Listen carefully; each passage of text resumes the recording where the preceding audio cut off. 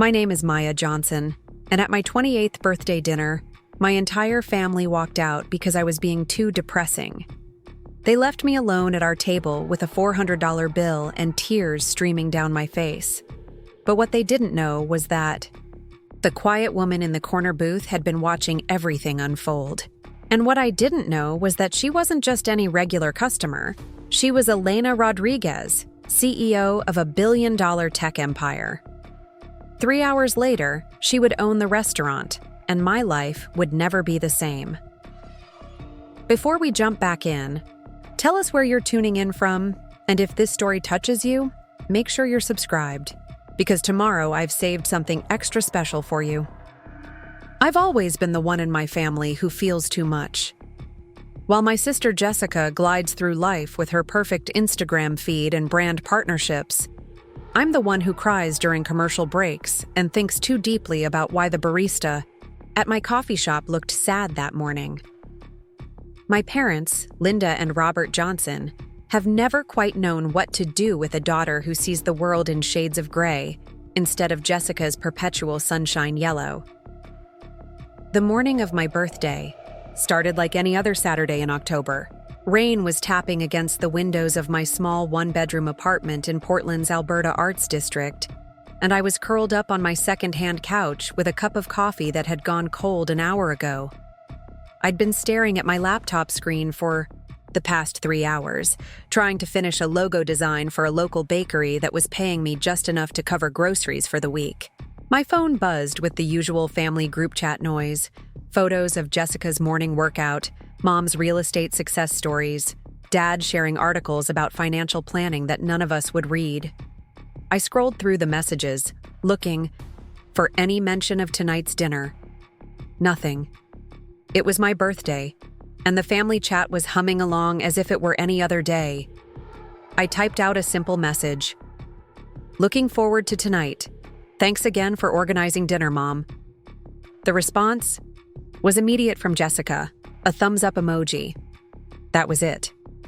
No excitement, no, can't wait to celebrate you, just digital acknowledgement that she'd seen my message. The truth was, I'd been dreading this dinner for weeks. Not because I didn't want to see my family, but because I knew exactly how it would go.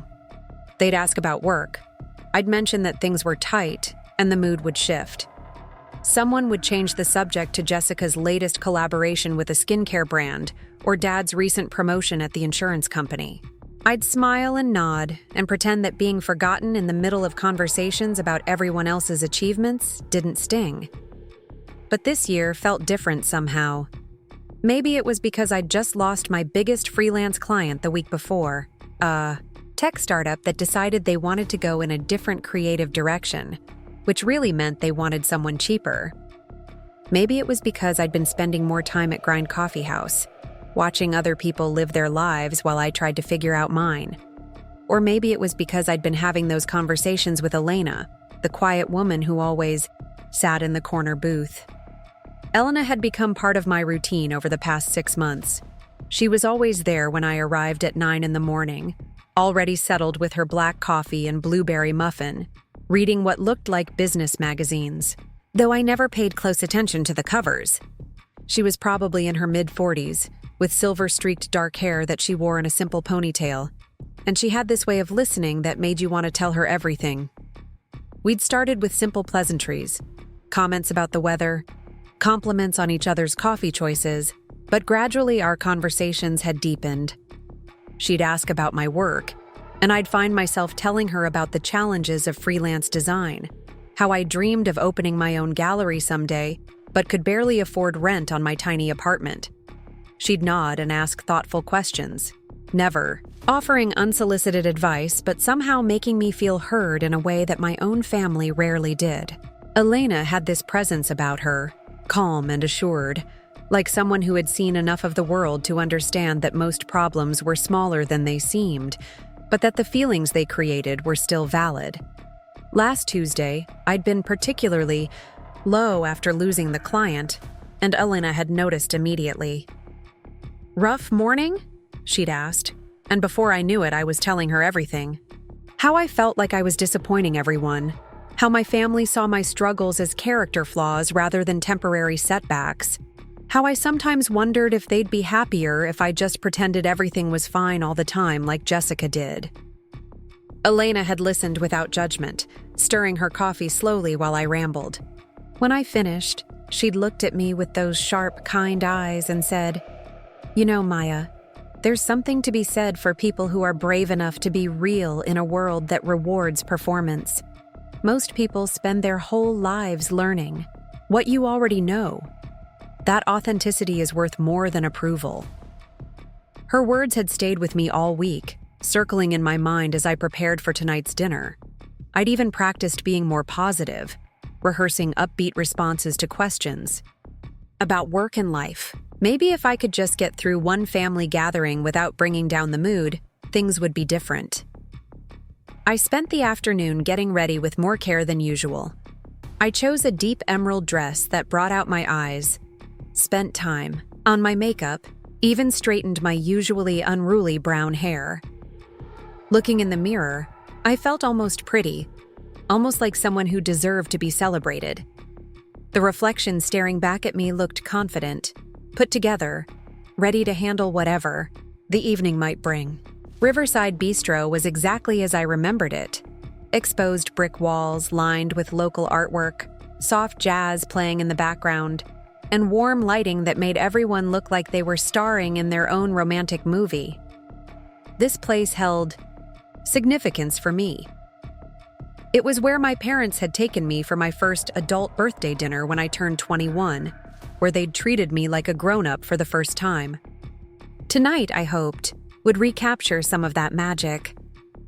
I arrived exactly on time, as always, and was led to our reserved table for 8.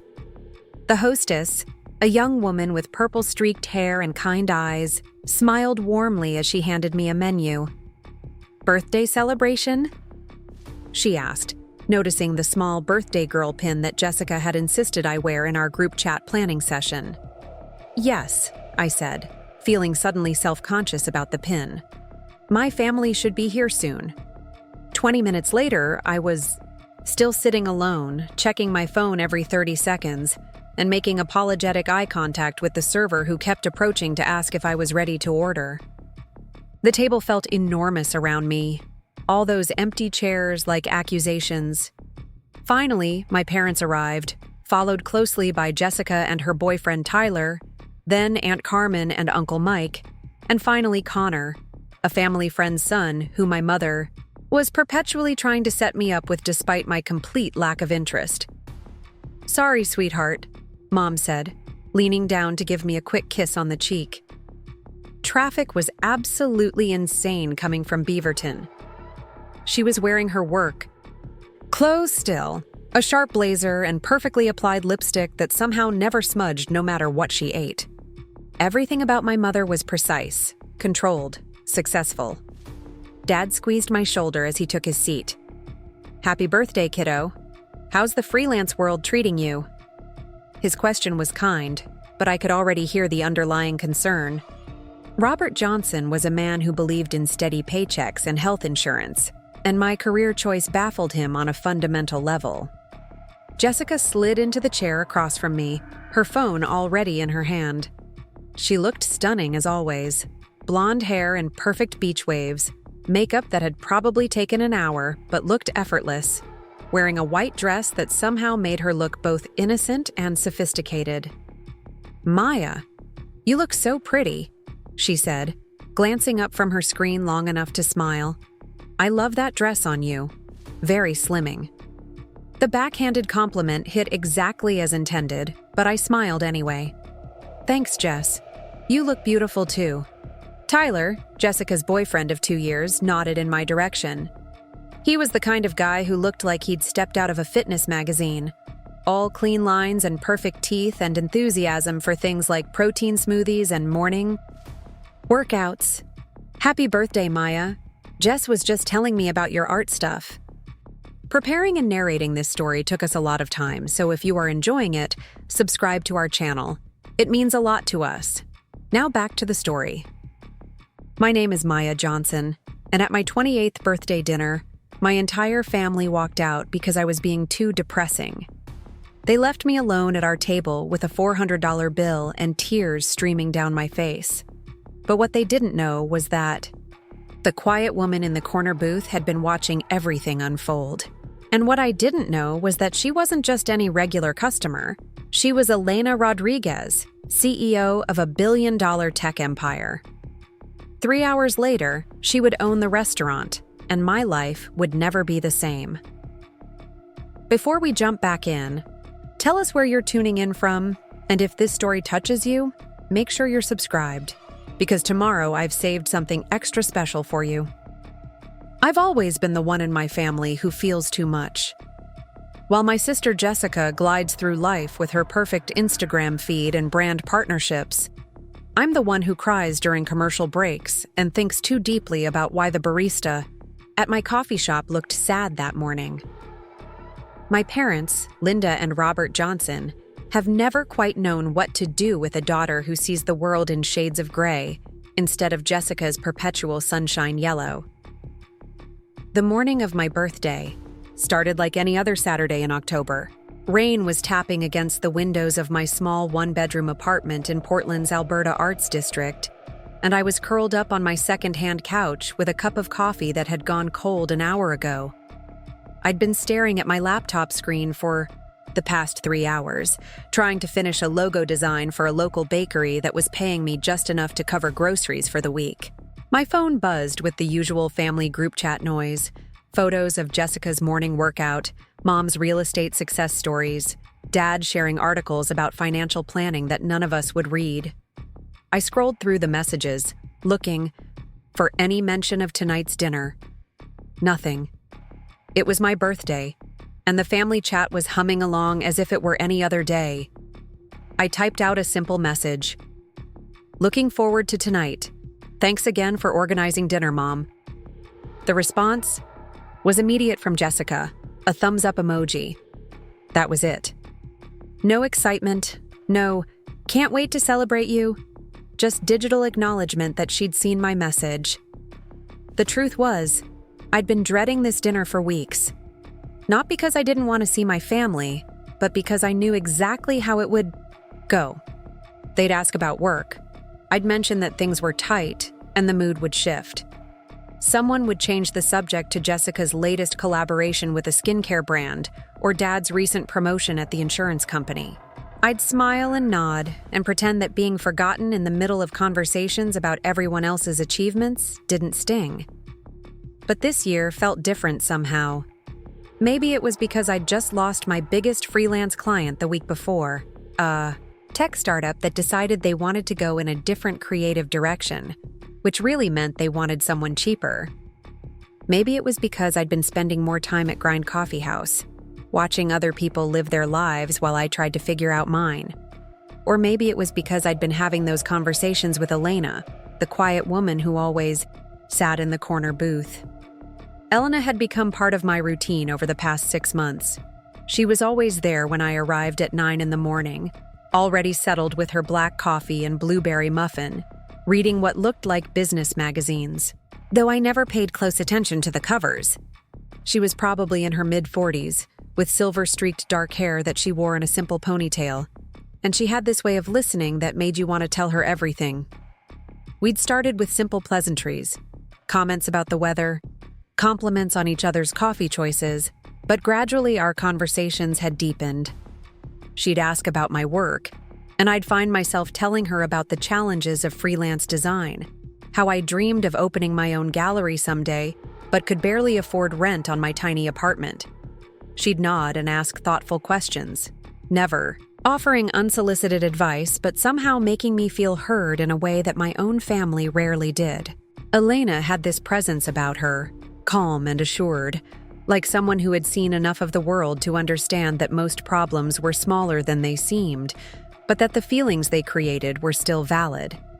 Last Tuesday, I'd been particularly low after losing the client, and Elena had noticed immediately. "Rough morning?"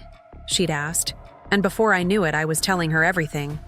How I felt like I was disappointing everyone, how my family saw my struggles as character flaws rather than temporary setbacks, How I sometimes wondered if they'd be happier if I just pretended everything was fine all the time like Jessica did.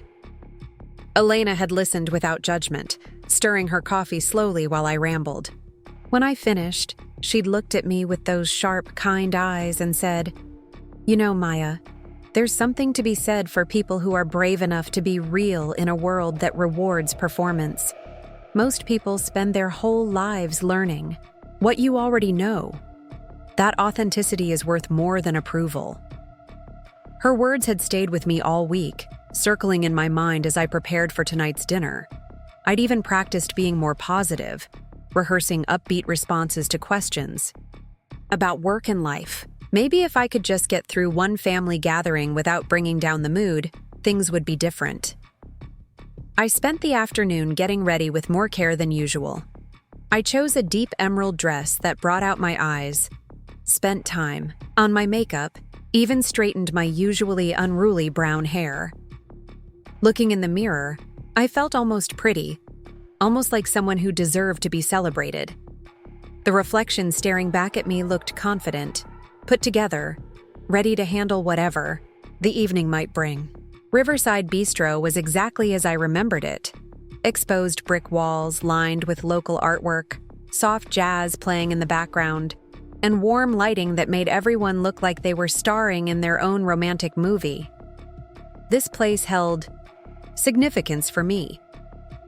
It was where my parents had taken me for my first adult birthday dinner when I turned 21, where they'd treated me like a grown-up for the first time.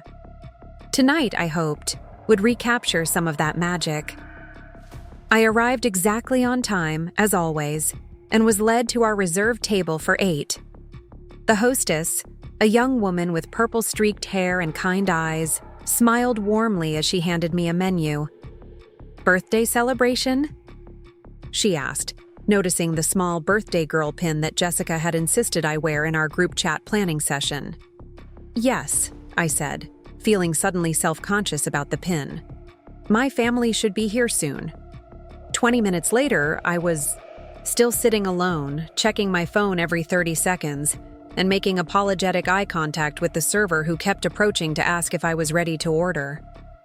The table felt enormous around me, all those empty chairs like accusations.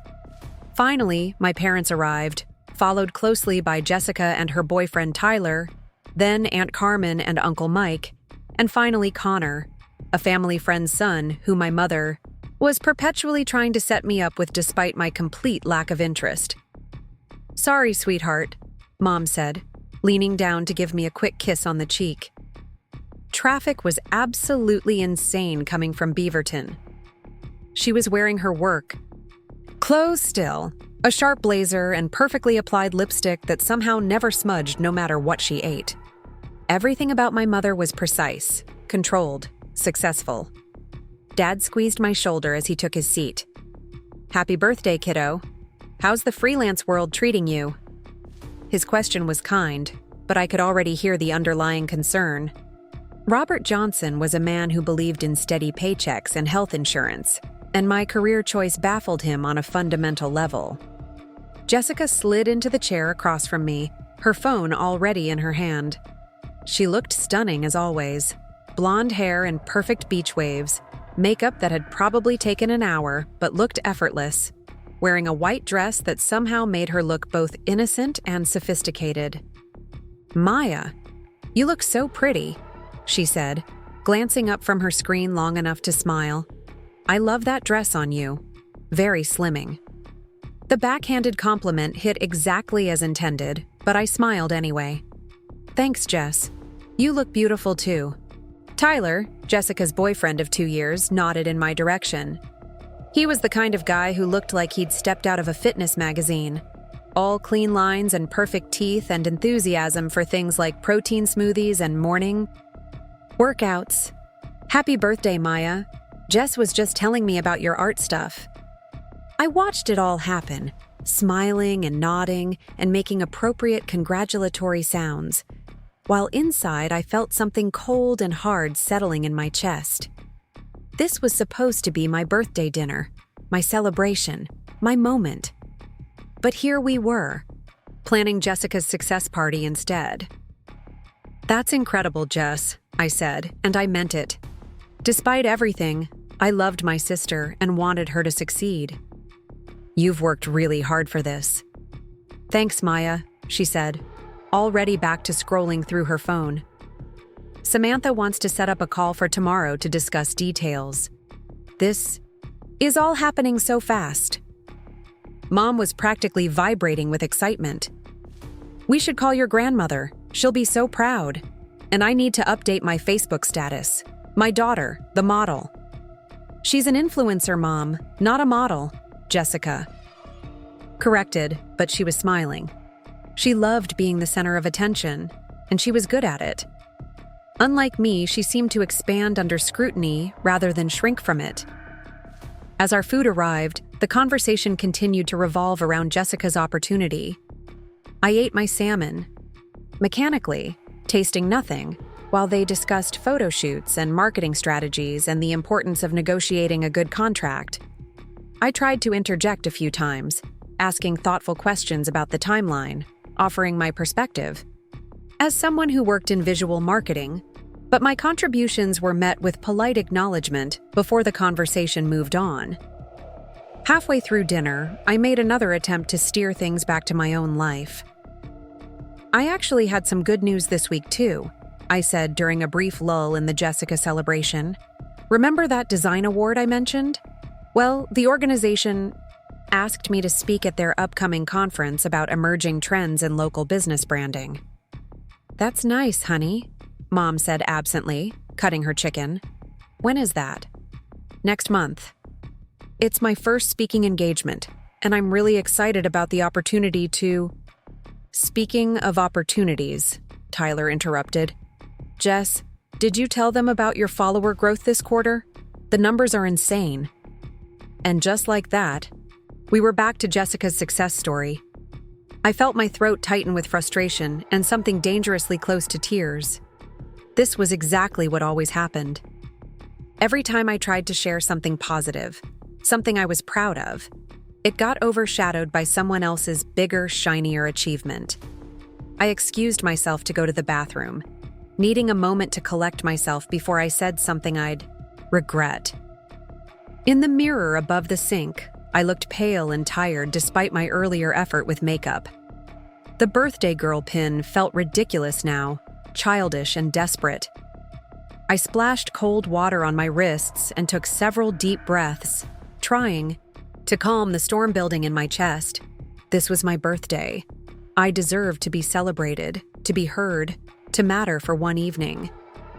When I returned to the table, I was determined to find a way to redirect the conversation. But as I approached our table, I could see that the mood had shifted even further away from me.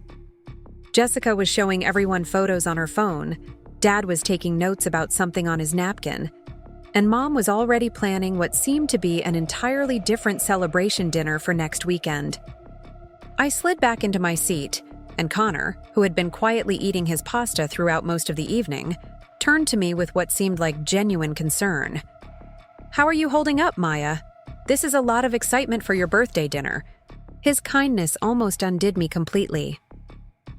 I'm fine, I said automatically, the lie coming easily after years of practice. I'm really happy for Jessica. This is a huge opportunity for her. But I wasn't fine. I was drowning in my own birthday dinner, suffocating under the weight of being perpetually less important, less successful, less worthy of attention than everyone else at this table.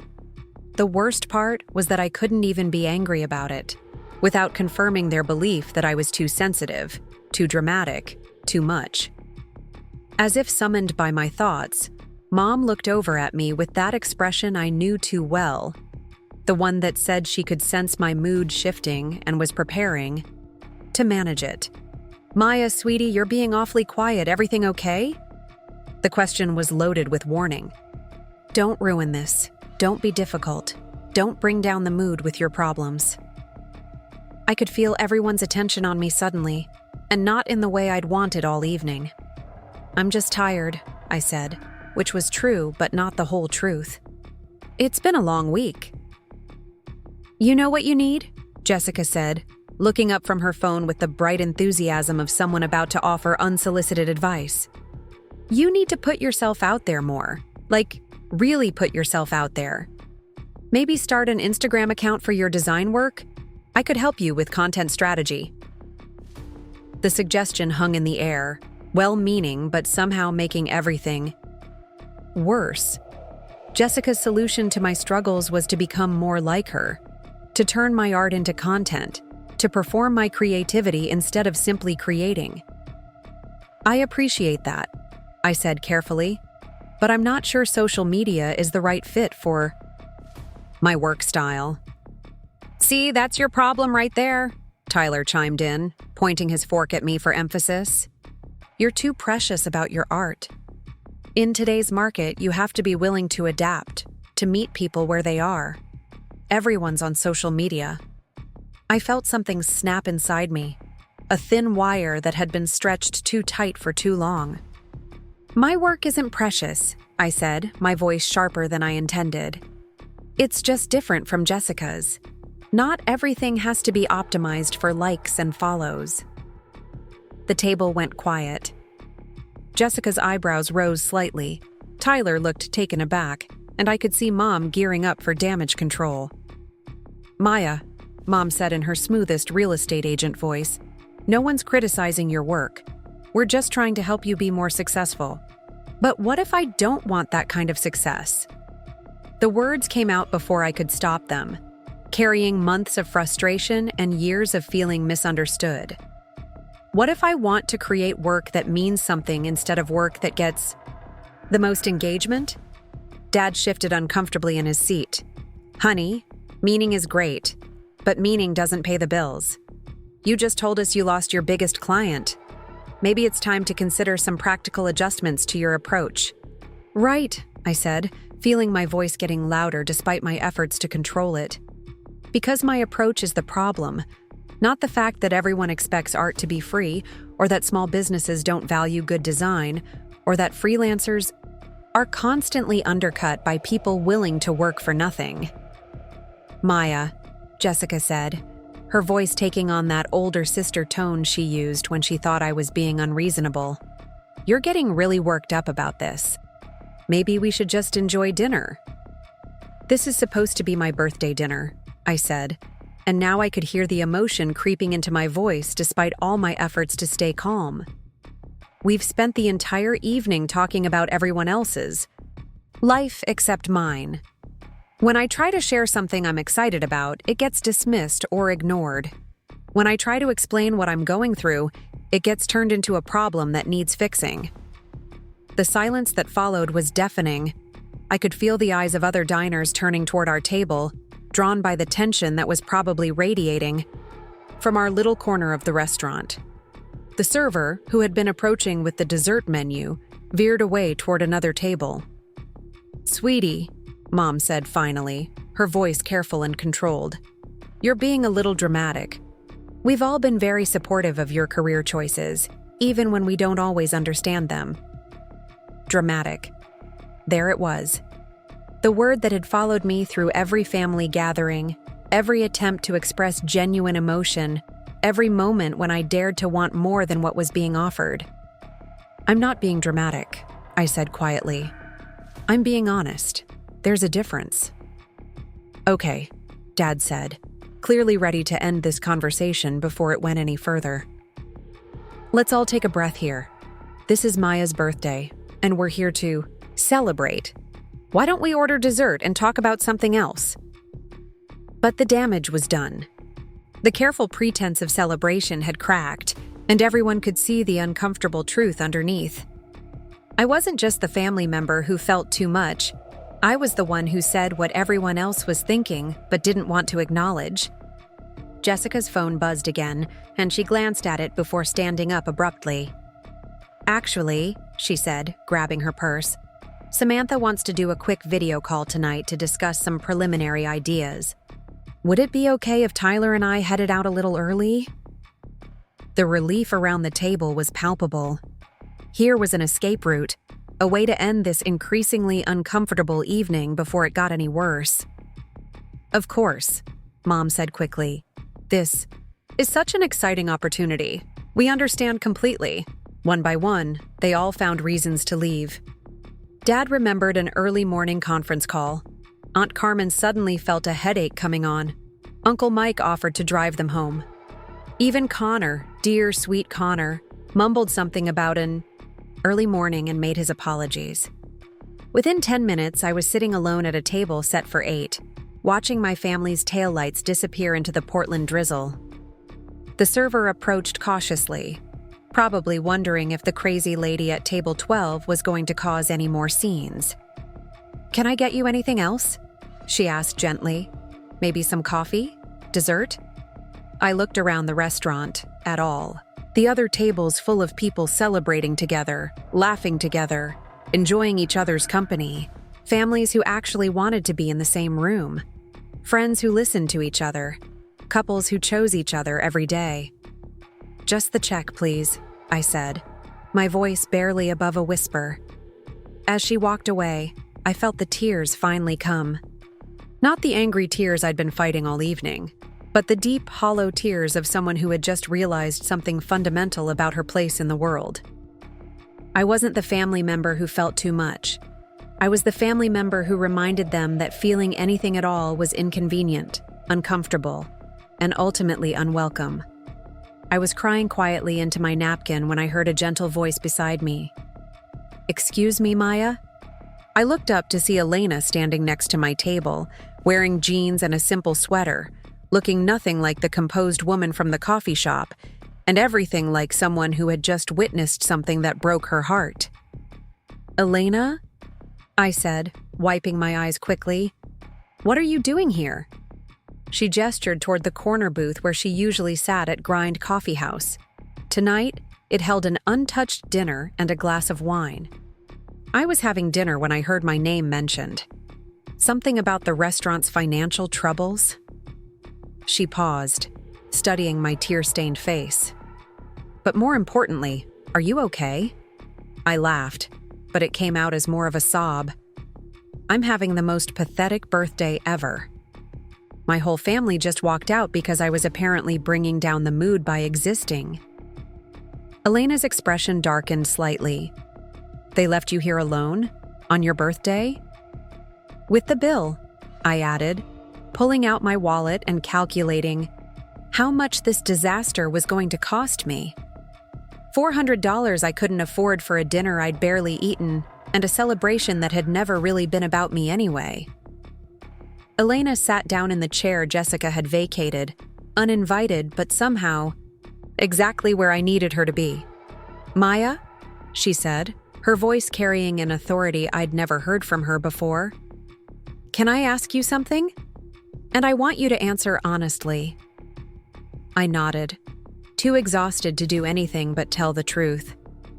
"If you could have any kind of life, any kind of career, any kind of family, if you could wave a magic wand and create the exact existence you wanted, what would it look like?" The question caught me off guard. No one had ever asked me that before. Not what I should want, not what would be practical, not what would make my parents proud. Just what would make me happy. "I don't know," I said, and realized it was the most honest thing I'd said all evening. Elena smiled, and there was something different about her expression. Something that made me think I didn't know her nearly as well as I thought I did. "Well," she said, signaling the server, "let's start figuring that out. But first, we're going to finish celebrating your birthday properly. And Maya?" "Yeah?" "The bill's taken care of, along with everything else." 3 weeks before that, disastrous birthday dinner. My life had settled into a rhythm that felt both comforting and suffocating.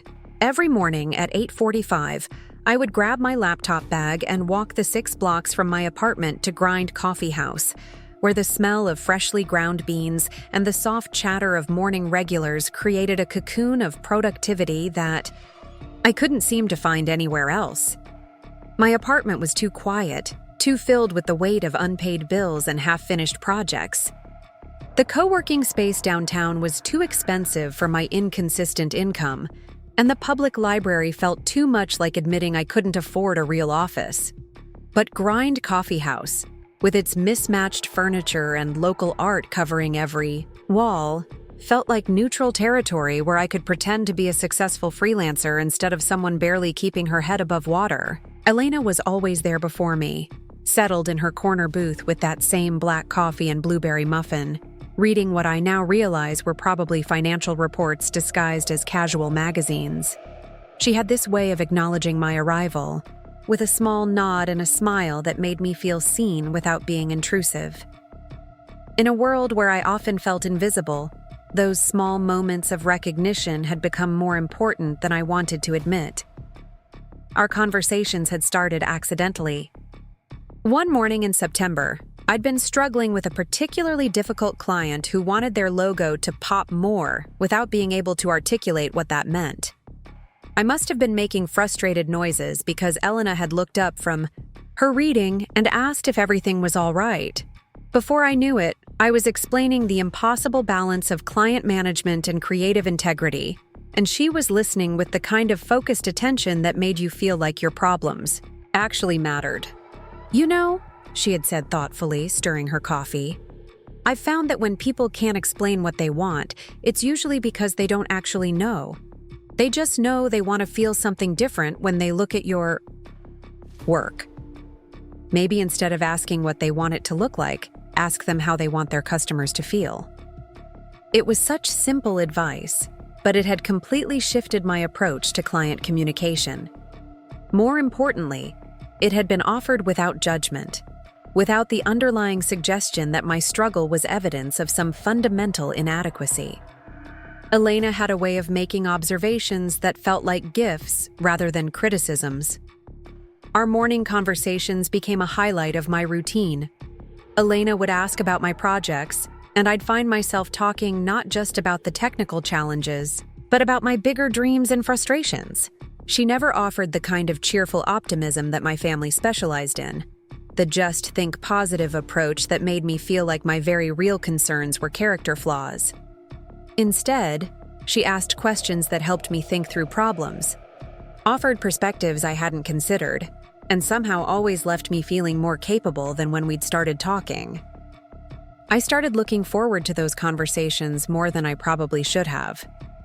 Elena had become my Tuesday through Friday therapy session, the one person in my life who seemed genuinely interested in what I was thinking and feeling. She never shared much about her own life beyond vague references to being semi-retired and having some experience with business challenges. But I didn't push. I was so grateful to have someone who listened that I didn't want to risk making our interactions feel transactional. The coffee shop itself had become my second home during those weeks. I knew which table had the best light for photographing my work, which barista made the strongest coffee, and which regulars were likely to engage in conversations that would distract me from deadline anxiety. There was Marcus, a graduate student, who was perpetually working on his thesis about urban planning. There was Sarah, a freelance writer who specialized in travel articles and always had stories about places I'd never been. And there was Tom, an older man who came in every afternoon to work on what appeared to be a novel he'd been writing for the past decade.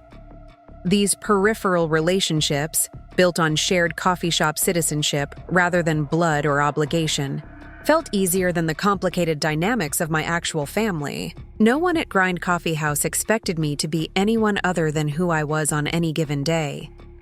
If I was struggling with a project, I could say so without being told to think more positively.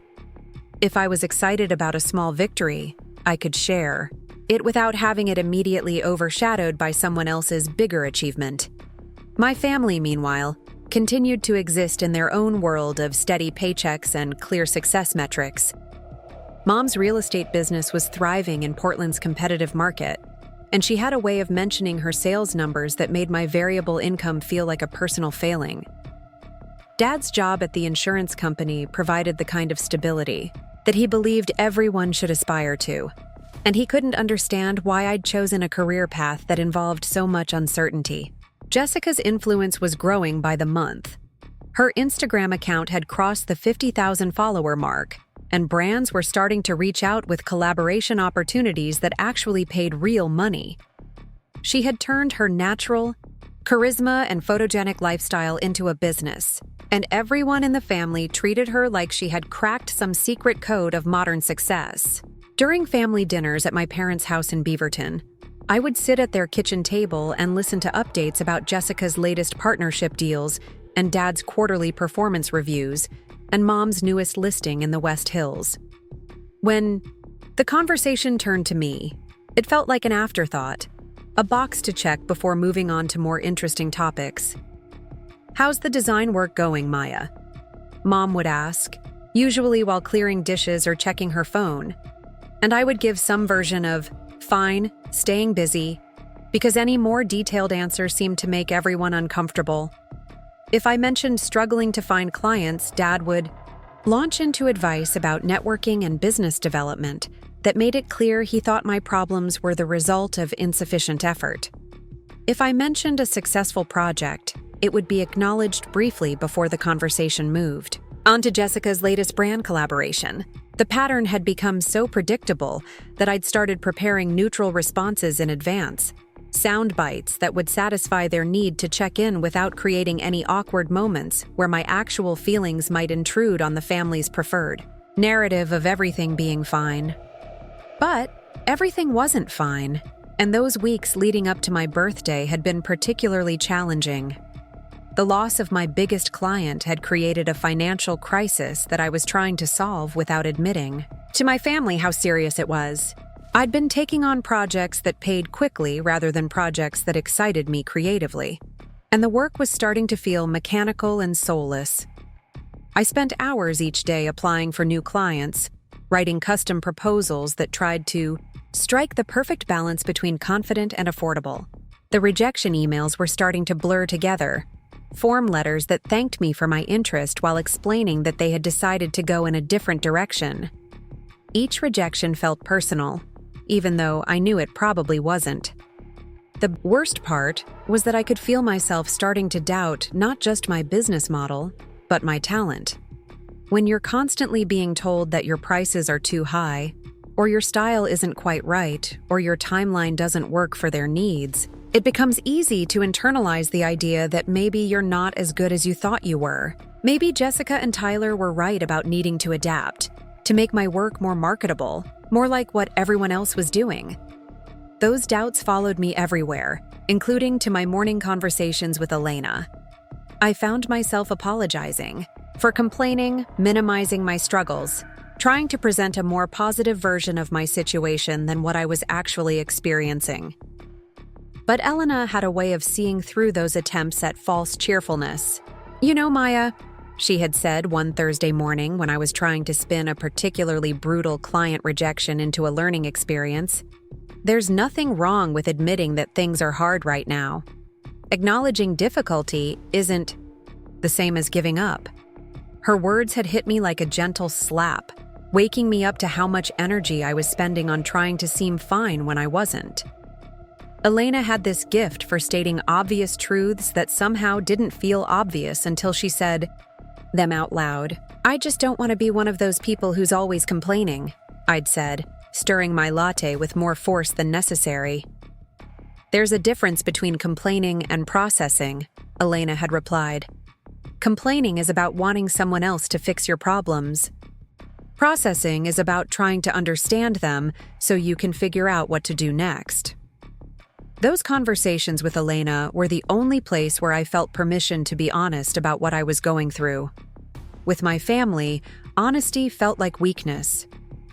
With my few remaining friends from college, most of whom had moved away or gotten absorbed into their own career and relationship challenges, honesty felt like burden. But with Elena, honesty felt like relief.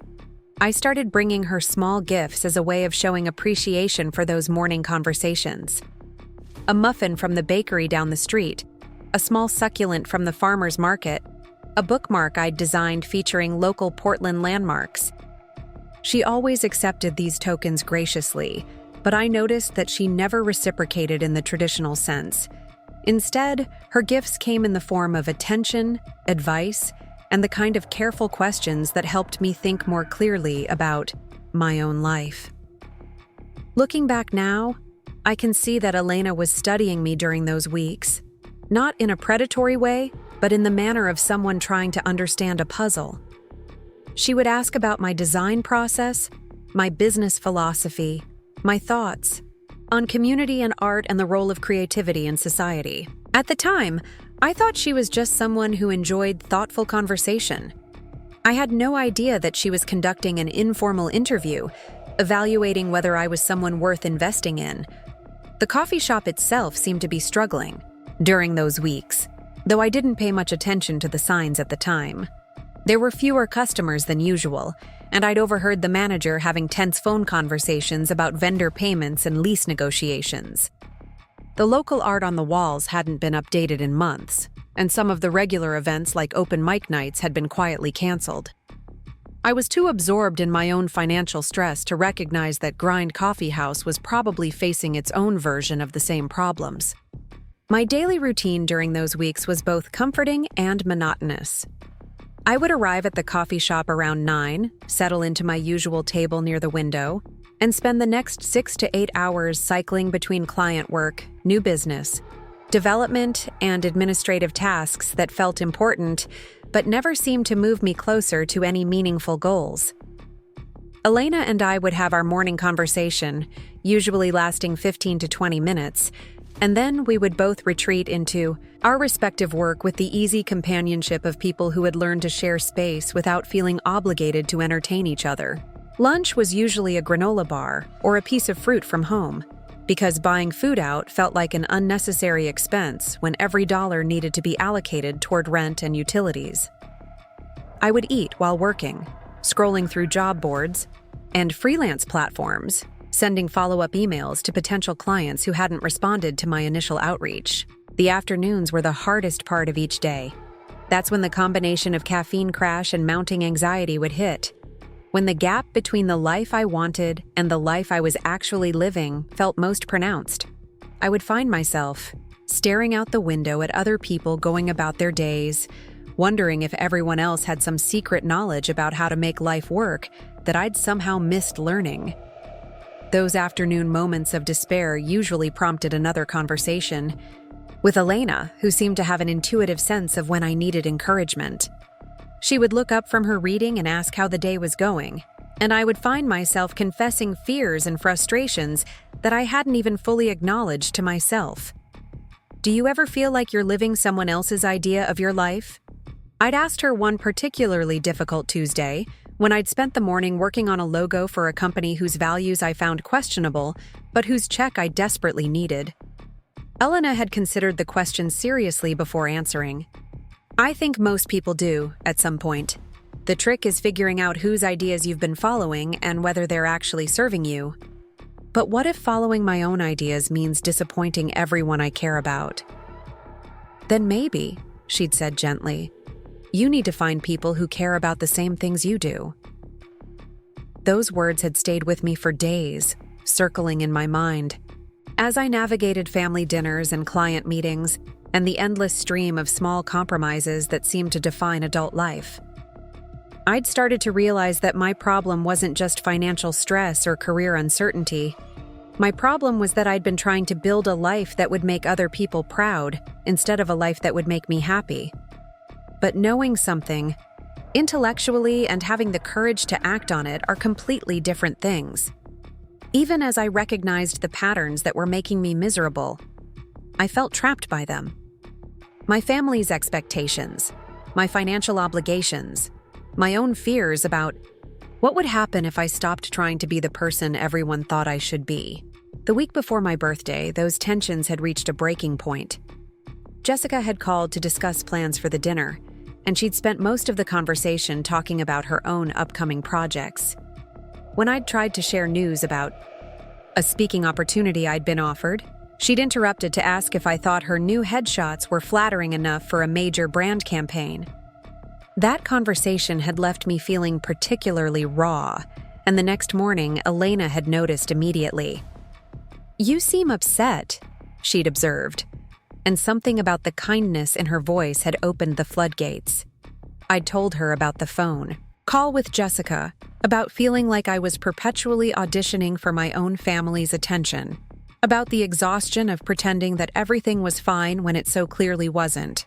Elena had listened without judgment, asking careful questions that helped me untangle my feelings from the stories I'd been telling myself about what those feelings meant. "Maya," she'd said when I finished my rambling confession, "can I tell you something I've learned about families?" I'd nodded, grateful for any wisdom that might help me make sense of the knot in my chest. Sometimes the people who love us the most are the least equipped to see us clearly. They get so invested in their version of who we are that they can't make space for who we're becoming. Her words had felt like a revelation and a validation, giving me language for something I'd been experiencing but hadn't been able to articulate. My family wasn't intentionally cruel, but they were attached to an idea of me that felt increasingly distant from my actual identity. "What do you do with that information?" I'd asked. "You start building relationships with people who can see you as you actually are," Elena had said, "and you stop apologizing for being different from what other people expected." That conversation had planted the seeds of courage that would eventually help me speak up at my birthday dinner.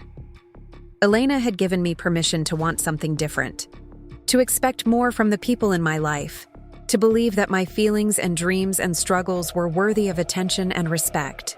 Of course, I had no idea at the time that Elena was speaking from her own experience of building something from nothing, of learning to trust her own vision even when everyone around her thought she was making a mistake.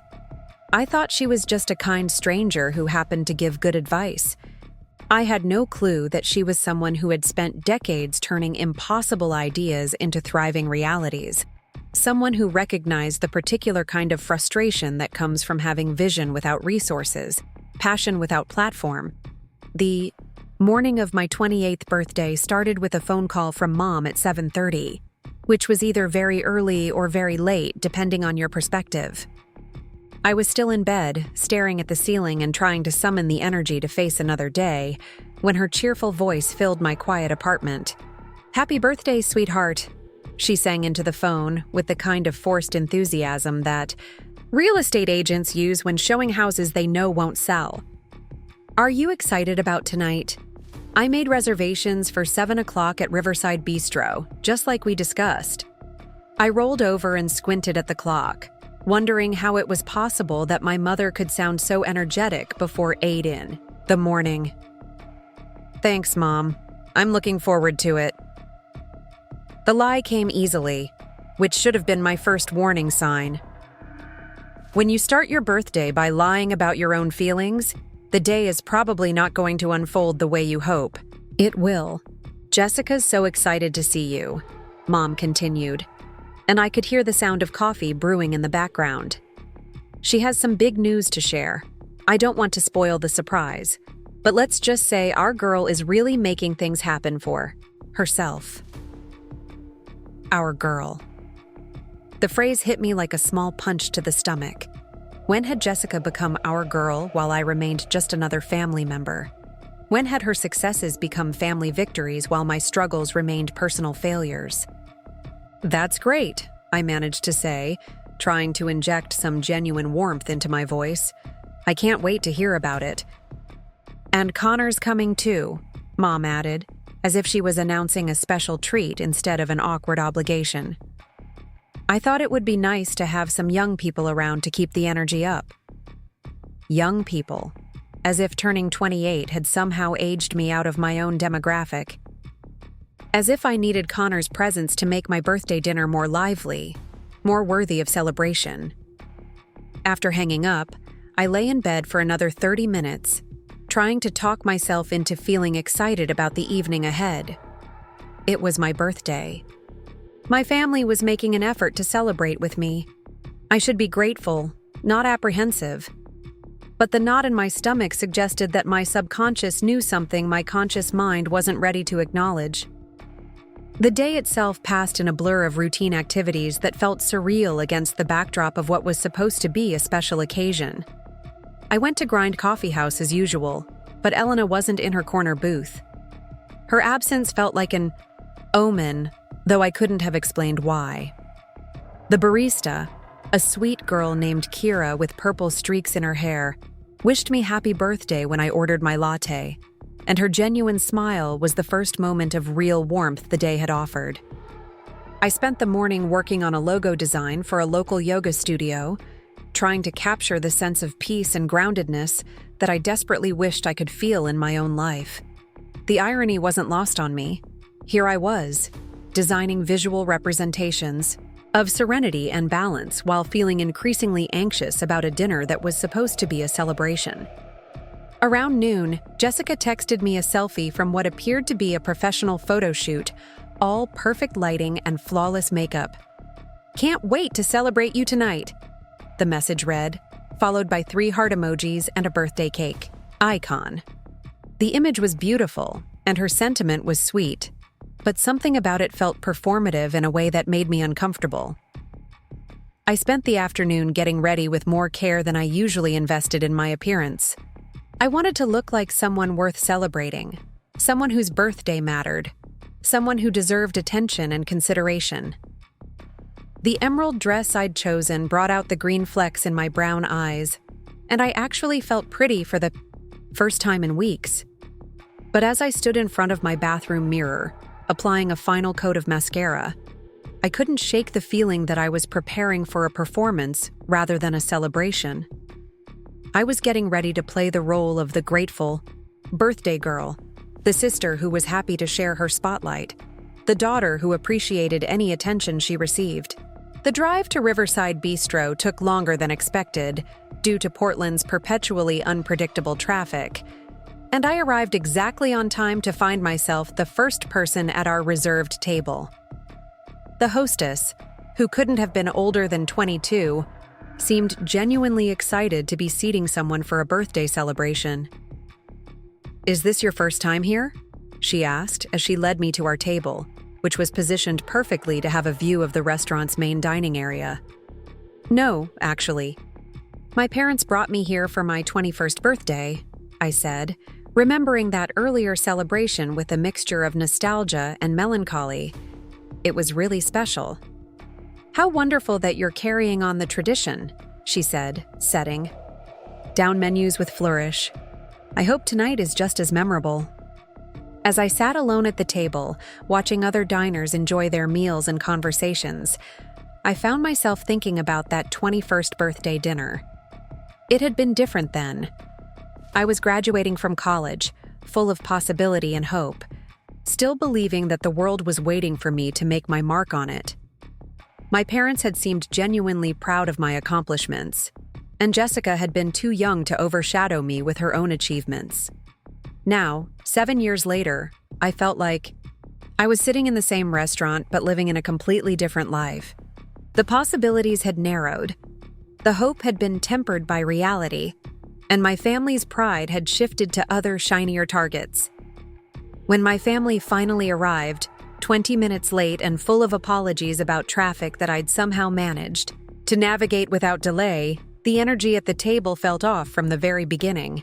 Everyone seemed distracted, checking phones and discussing plans for later in the evening.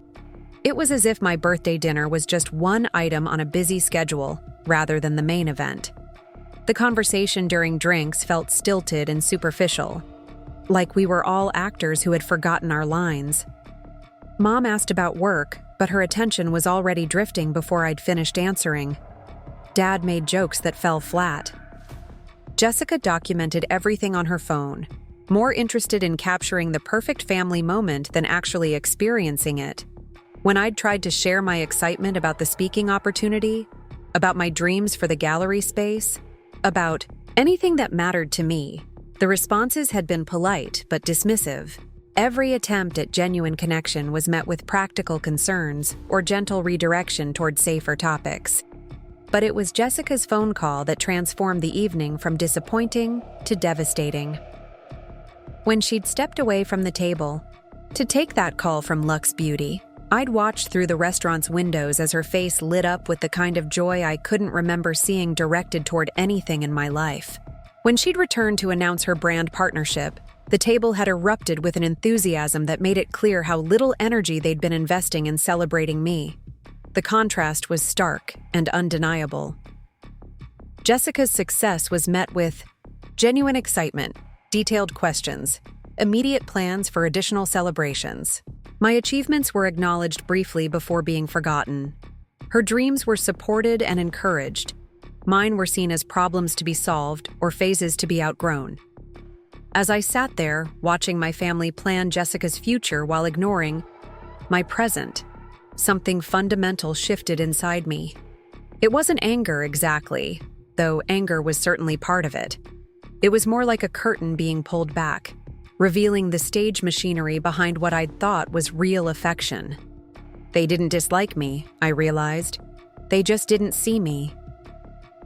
I had become the family member who existed to provide an audience for everyone else's achievements, the reliable supporting character who could be counted on to show up and play her role without requiring too much attention or accommodation in return. When I'd tried to redirect the conversation back to my own life, the resistance had been immediate and obvious. Tyler's comment about being too precious about my art had been delivered with the casual cruelty of someone who had never struggled to make a living from their creativity. Jessica's suggestion that I should become more like her had been offered as helpful advice, but it felt like an erasure of everything that made me who I was. The breaking point had come when I'd finally said what everyone was thinking, but no one wanted to acknowledge. That this was supposed to be my birthday, and we'd spent the entire evening focused on everyone except me. The silence that had followed. My outburst had been deafening, filled with the sound of pretenses cracking and comfortable lies being exposed. Mom's response, calling me dramatic for wanting to be the center of attention at my own birthday celebration, had felt like the final nail in a coffin I hadn't realized was being built around me. Dramatic. The word that had followed me through every family interaction where I dared to have feelings that inconvenienced other people. What happened next had felt both inevitable and shocking. One by one, they'd found excuses to leave. Jessica's urgent video call with the beauty brand, Dad's early morning meeting, Aunt Carmen's sudden headache. Each departure had been presented as regrettable but necessary, as if they were all victims of unfortunate timing rather than people making conscious choices about how to spend their evening. But I knew better. I could see it in their eyes, in the relief that flickered across their faces when Jessica provided an exit strategy.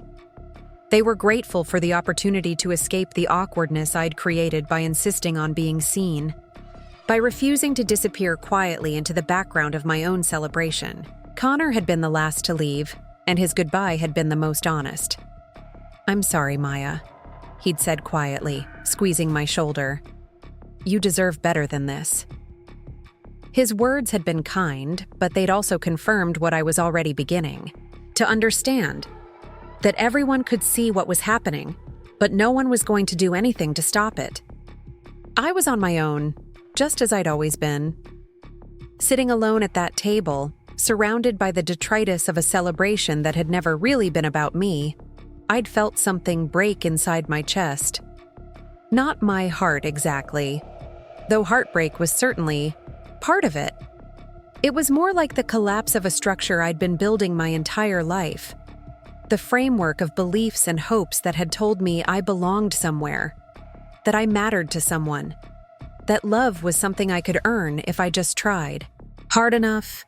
The server had approached cautiously, probably unsure whether the crying woman at table 12 was going to cause a scene or simply pay her bill and leave quietly. Her kindness had made everything worse somehow. This stranger was showing me more consideration and compassion than my own family had managed all evening. When Elena had appeared beside my table, I'd been so lost in my own misery that her presence had felt like a hallucination. What was she doing at Riverside Bistro? How long had she been there? Had she witnessed the entire humiliating spectacle of my family's departure? But there she was, solid and real, and somehow exactly the person I needed to see in that moment. Her question about what kind of life I would create for myself had cut through all the noise and self-pity and forced me to confront the truth I'd been avoiding. I didn't know what I wanted because I'd spent so much energy trying to want what other people thought I should want. When she'd told me the bill was taken care of, along with everything else, I'd been too emotionally exhausted to ask what she meant. I'd simply accepted her kindness the way you accept oxygen, as something necessary for survival rather than something to be questioned or analyzed. Looking back now, I can see that moment as the catalyst for everything that followed. Not just Elena's mysterious appearance or her cryptic promise about taking care of things, but my own recognition that the life I'd been living wasn't actually mine. I'd been performing someone else's idea of who I should be, following someone else's script for what would make me happy, accepting someone else's definition of success and failure and worth. My birthday dinner hadn't just been a disappointment.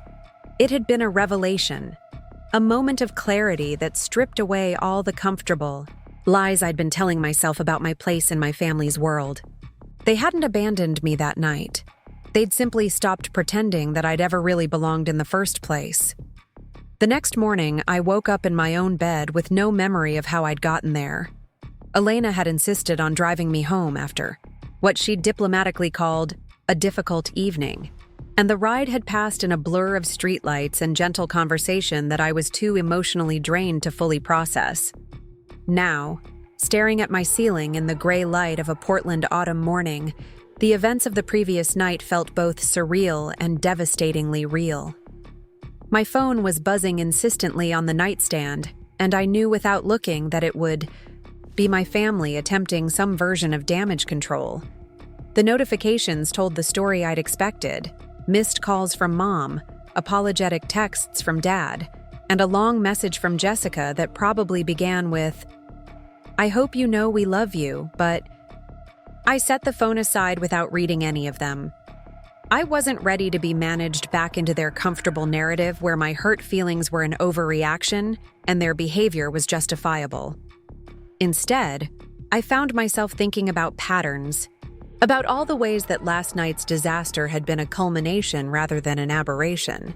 Elena's question about what kind of life I wanted had been haunting me since she'd asked it, not because I didn't have an answer, but because I was beginning to realize how long I'd been ignoring the answers I did have. I made coffee and settled into the window seat of my small living room, watching the city wake up below, while I let my mind wander through the history that had led to last night's breaking point. The memories came in waves, each one revealing another piece of a pattern I'd been too close to see clearly. There was my high school graduation, where I'd been valedictorian, but Jessica had been homecoming queen. Guess which achievement got more attention at the family dinner afterward? I'd given a speech about using education to create positive change in the world, but all anyone wanted to talk about was Jessica's dress and how proud they were of her popularity. There was the summer I'd worked 2 jobs to save money for art, school while Jessica had been given a car for her 16th birthday. When I'd mentioned feeling like the family's financial priorities were unequal, Dad had lectured me about the value of hard work and self-reliance. Jessica's gift was an investment in her future. My struggle was character building. There was my college thesis exhibition, which none of my family had attended because it conflicted with Jessica's high school soccer playoffs. "Art will always be there," Mom had said, "but Jessica's championship game only happens once." I'd stood in that gallery, surrounded by a year's worth of work that explored themes of belonging and identity, and wondered if my art would indeed always be there, because no one I cared about would ever make time to see it. There was the family vacation to Hawaii 2 years ago, where I'd saved for months to afford my share of the rental house. I'd been excited to spend uninterrupted time with everyone, to maybe have some of those deep conversations that seem possible when you're away from daily routines. Instead, I'd spent most of the week watching Jessica pose for Instagram photos while the rest of the family served as her willing photography crew. When I'd suggested we do some activities that didn't revolve around social media content creation, I'd been told I was being difficult and antisocial. There was the Christmas when I'd given everyone carefully chosen handmade gifts that represented hours of work and thought. Jessica had given everyone Amazon gift cards that she'd ordered the night before. Guess whose gifts were still being talked about months later as examples of thoughtfulness and consideration? There was my 25th birthday, which had been overshadowed by Jessica's announcement that she'd gotten her first paid sponsorship deal. There was my 26th birthday, which had been abbreviated because Jessica had a date with someone she'd met on a dating app. There was my 27th birthday, which had been fine, perfectly pleasant, and utterly forgettable.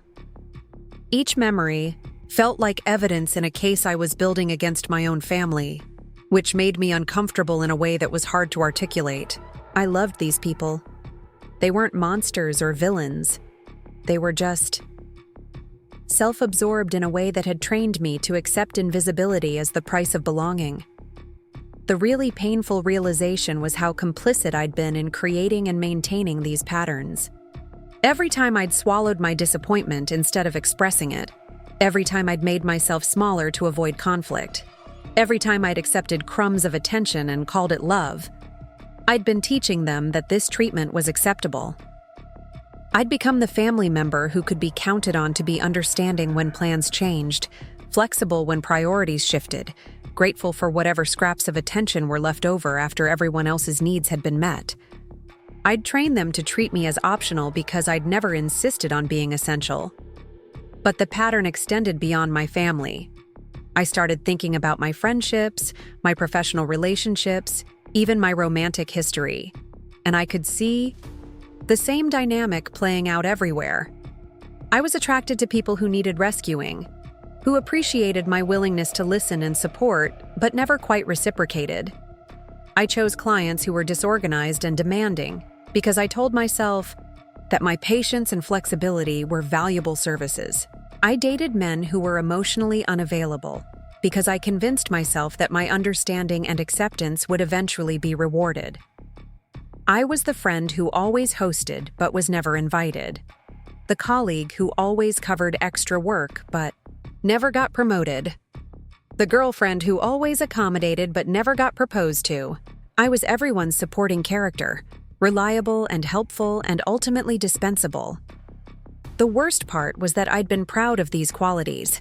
I'd told myself that my willingness to put others first was evidence of my compassion, my emotional maturity, my strength. I'd worn my selflessness like a badge of honor, never recognizing it as a form of self-erasure. My phone buzzed again, and this time I glanced at the screen. It was a text from Mom. "Sweetheart, I think there was a misunderstanding. Last night. Can we talk?" A misunderstanding. As if my family's departure from my birthday dinner had been the result of confused communication rather than a clear demonstration of their priorities. As if my hurt feelings were based on incorrect interpretation rather than accurate observation. I set the phone aside again and continued my archaeological dig through decades of similar misunderstandings. The pattern was so consistent it was almost impressive in its reliability. Every time I'd tried to claim space or attention or consideration, the response had been the same. Gentle but firm redirection back to my assigned role as supporter, observer, grateful recipient of whatever affection was convenient to give. When I'd made the dean's list in college, the family dinner conversation had been dominated by Jessica's concerns about whether her chemistry teacher liked her. When I'd gotten my first freelance client, the celebration had been interrupted by Jessica's excitement about being asked to prom.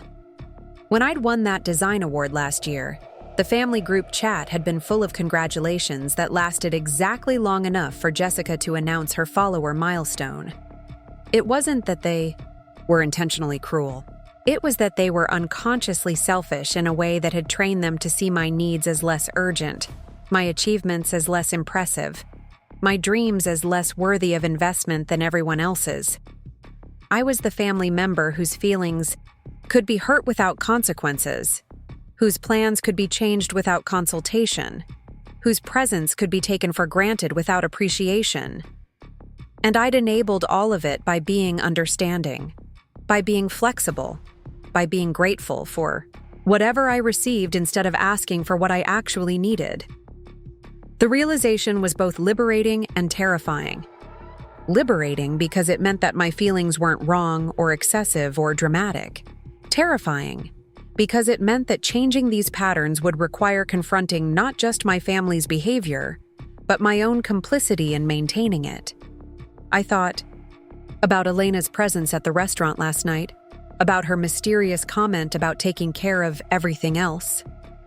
Part of me wondered if I'd imagined the whole interaction, if my emotional state had been so fragile that I'd conjured a guardian angel out of thin air. The business card in my purse felt like a lifeline I wasn't sure I was brave enough to pull. Elena Rodriguez, it read in simple black letters on cream cardstock. Below her name was a phone number and an email address, nothing else. No company name, no title, no indication of what kind of business she was in, or why she'd been at Riverside Bistro last night when she was supposed to be the retired teacher who read magazines at Grind Coffee House every morning. I spent most of that Sunday moving through my apartment like a ghost, picking up objects and setting them down again, starting tasks and abandoning them halfway through. The normalcy of my surroundings felt surreal after the emotional earthquake of the night before. How could my coffee mug still be sitting in the same spot on the kitchen counter when everything inside me had fundamentally shifted? By afternoon, I couldn't stand the silence anymore. I needed to be around other people, even strangers, even if I wasn't ready to talk to anyone I actually knew. I walked to Powell's Books downtown, thinking that maybe losing myself in someone else's words would quiet the storm in my own head. The bookstore was crowded with the usual Sunday mix of tourists and locals, families with children, and couples browsing hand in hand. I wandered through the sections aimlessly, picking up novels and memoirs and self-help books that promised to teach me how to live a better life. Nothing held my attention for more than a few minutes. My mind kept drifting back to last night, to the look on Jessica's face when she announced her brand partnership, to the speed with which everyone had found excuses to leave once the evening became uncomfortable. I was standing in the psychology section, holding a book about family dynamics and toxic relationships, when I overheard a conversation between two women browsing nearby. "She just expects everyone to drop everything whenever she needs something," one was saying to the other. "But when you need her, there's always some excuse about being too busy or too stressed or too whatever." "Some people are takers," the other replied. "They see relationships as transactions where they're always supposed to come out ahead." I put the book back on the shelf and walked away, but their words followed me through the store. Takers, people who saw relationships as transactions, people who expected others to drop everything while never being available themselves. Was that what my family was? Was that what I'd been enabling all these years by being so understanding, so accommodating, so grateful for whatever attention they were willing to give me? I left Powell's without buying anything and walked the 20 blocks back to my apartment, letting the crisp October air clear my head. By the time I got home, I'd made a decision. I was going to call Elena.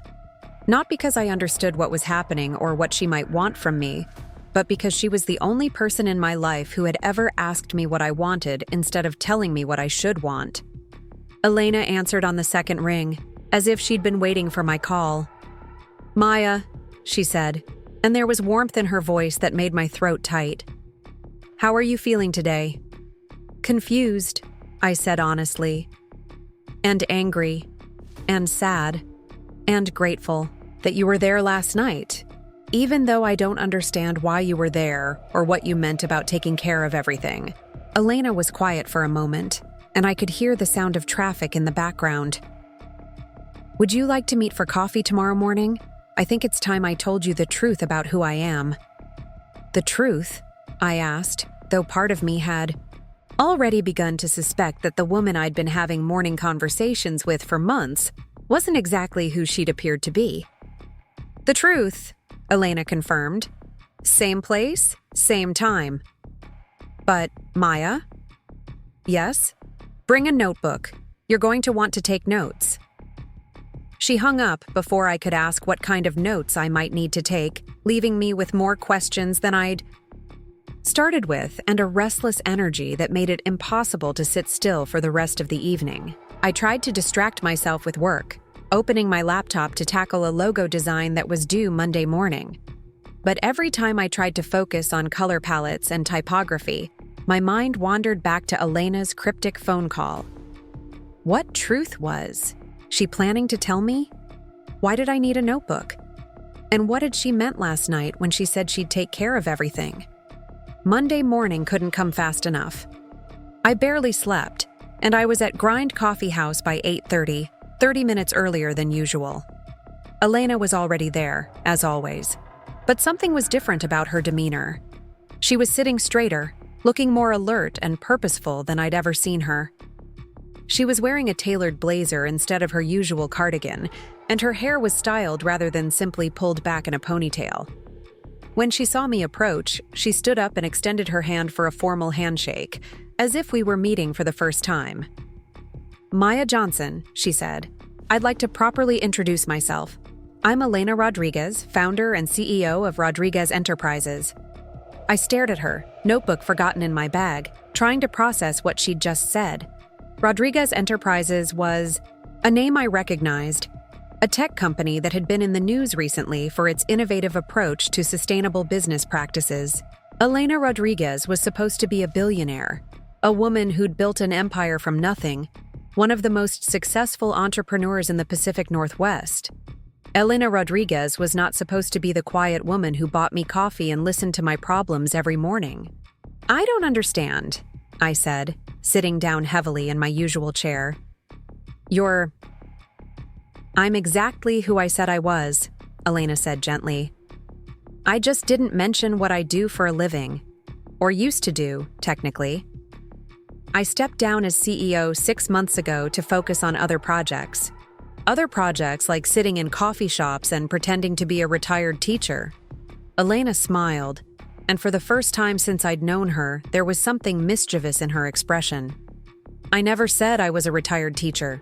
You assumed that, and I didn't correct you. But I wasn't pretending to be anything.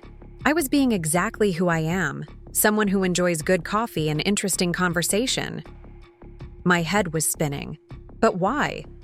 Why were you here every morning, talking to me, listening to my problems? Were you studying me? Was this some kind of social experiment? "Nothing so dramatic," Elena said, signaling the barista for 2 coffees without asking what I wanted. She already knew my order, of course. She'd been observing me for months. 6 months ago, when I decided to step back from day-to-day operations at Rodriguez Enterprises, I started spending time in places where I could observe how people interact when they don't know who I am. Coffee shops, bookstores, parks. I was trying to remember what it felt like to be seen as a person rather than a net worth. She paused while Kira brought over our drinks, the same order Elena had been placing for months. Black coffee for her, oat milk latte for me. I chose this coffee shop because I'd heard it was struggling financially, and I was considering making an investment. But then I started coming here regularly, and I became interested in the community that had formed around this place. The regulars, the way people interacted, the role it played in the neighborhood. "And me?" I asked, though I wasn't sure I wanted to hear the answer. "You were just another regular at first, but then I started noticing things. The way you tipped, even when you were clearly counting every dollar. The way you held the door for that elderly man who comes in every Tuesday. The way you helped that mother with the crying baby find her lost keys. The way you stood up to that customer who was being rude to Kira." I remembered that incident. A man in an expensive suit had been berating Kira because his order was taking too long, and I'd intervened before I could think better of it. I'd told him that his behavior was unacceptable and that he needed to either calm down or leave. He'd stormed out, and I'd felt embarrassed about causing a scene. "You have a pattern of behavior that's rare in my experience," Elena continued. "You consistently choose kindness over convenience, even when it costs you something. You see people who are struggling and you try to help, even when you're struggling yourself. You have integrity in small moments when no one important is watching." "But you were watching," I pointed out. "Yes, I was. And what I saw was someone whose values aligned with mine. Someone who understood that character isn't about what you do when everyone's looking. It's about what you do when you think no one cares." I felt overwhelmed by the implications of what she was telling me. "So you've been evaluating me this entire time? Our conversations? The advice you gave me? The way you listened to my problems? Was any of that real? Elena's expression softened, and for a moment she looked like the woman I'd been talking to for months, rather than the CEO she'd revealed herself to be. Maya, everything about our conversations was real. My advice wasn't calculated, and my interest in your life wasn't strategic. I genuinely enjoy talking with you. I find your perspective refreshing and your struggles relatable. The fact that I happen to be in a position to help you doesn't negate the authenticity of our friendship. Help me how? I asked, though I was beginning to suspect where this conversation was heading. Elena reached into her briefcase and pulled out a folder, thick with documents. I've been thinking about your gallery idea, the one you mentioned wanting to create. A space that showcases local artists while serving as a community gathering place. It's exactly the kind of project I've been looking to invest in. She opened the folder and slid a set of papers across the table toward me. The top document was a lease agreement for a commercial space in the Pearl District, one of Portland's most desirable neighborhoods for art galleries and creative businesses. This building has been on the market for 8 months, Elena said. The owner is motivated to find a tenant who will bring positive energy to the space. I've already negotiated a lease that includes the first year's rent, and I'm prepared to provide startup capital for renovations, marketing, and initial operating expenses. I stared at the papers, unable to process what I was seeing. The address was for a building I'd walked past dozens of times, a beautiful space with huge windows and exposed brick walls that would be perfect for displaying art. I don't understand, I said again. Why would you do this? What do you want from me? I want you to succeed, Elena said simply. I want to see what you can build when you have the resources and support you need. I want to invest in someone who will use this opportunity to create something meaningful rather than something profitable. But we barely know each other. Our conversations have been nice, but that doesn't mean I'm qualified to run a gallery. I don't have experience with business management or event planning or any of the skills you'd need to make something like this work. Elena smiled, and there was confidence in her expression that I wished I could feel about myself. Maya, I've built 3 successful companies from the ground up. I know talent when I see it, and I know passion when I hear it. You have both. The technical skills can be learned, but the vision and dedication you already possess are much harder to teach. She pulled out another set of documents, this one labeled Business Plan, Maya's Gallery and Community Space. I took the liberty of having my team put together a preliminary business plan based on our conversations about your vision. Obviously, you'd want to modify it to reflect your specific ideas, but this will give you a sense of what's possible. I flipped through the pages, seeing financial projections and marketing strategies and operational timelines that made my dream feel suddenly, impossibly real. There were budgets for artist stipends and community programming and educational workshops. There were plans for a coffee bar and a small retail section selling locally made crafts. There were photographs of similar spaces in other cities that had successfully combined art exhibition with community engagement.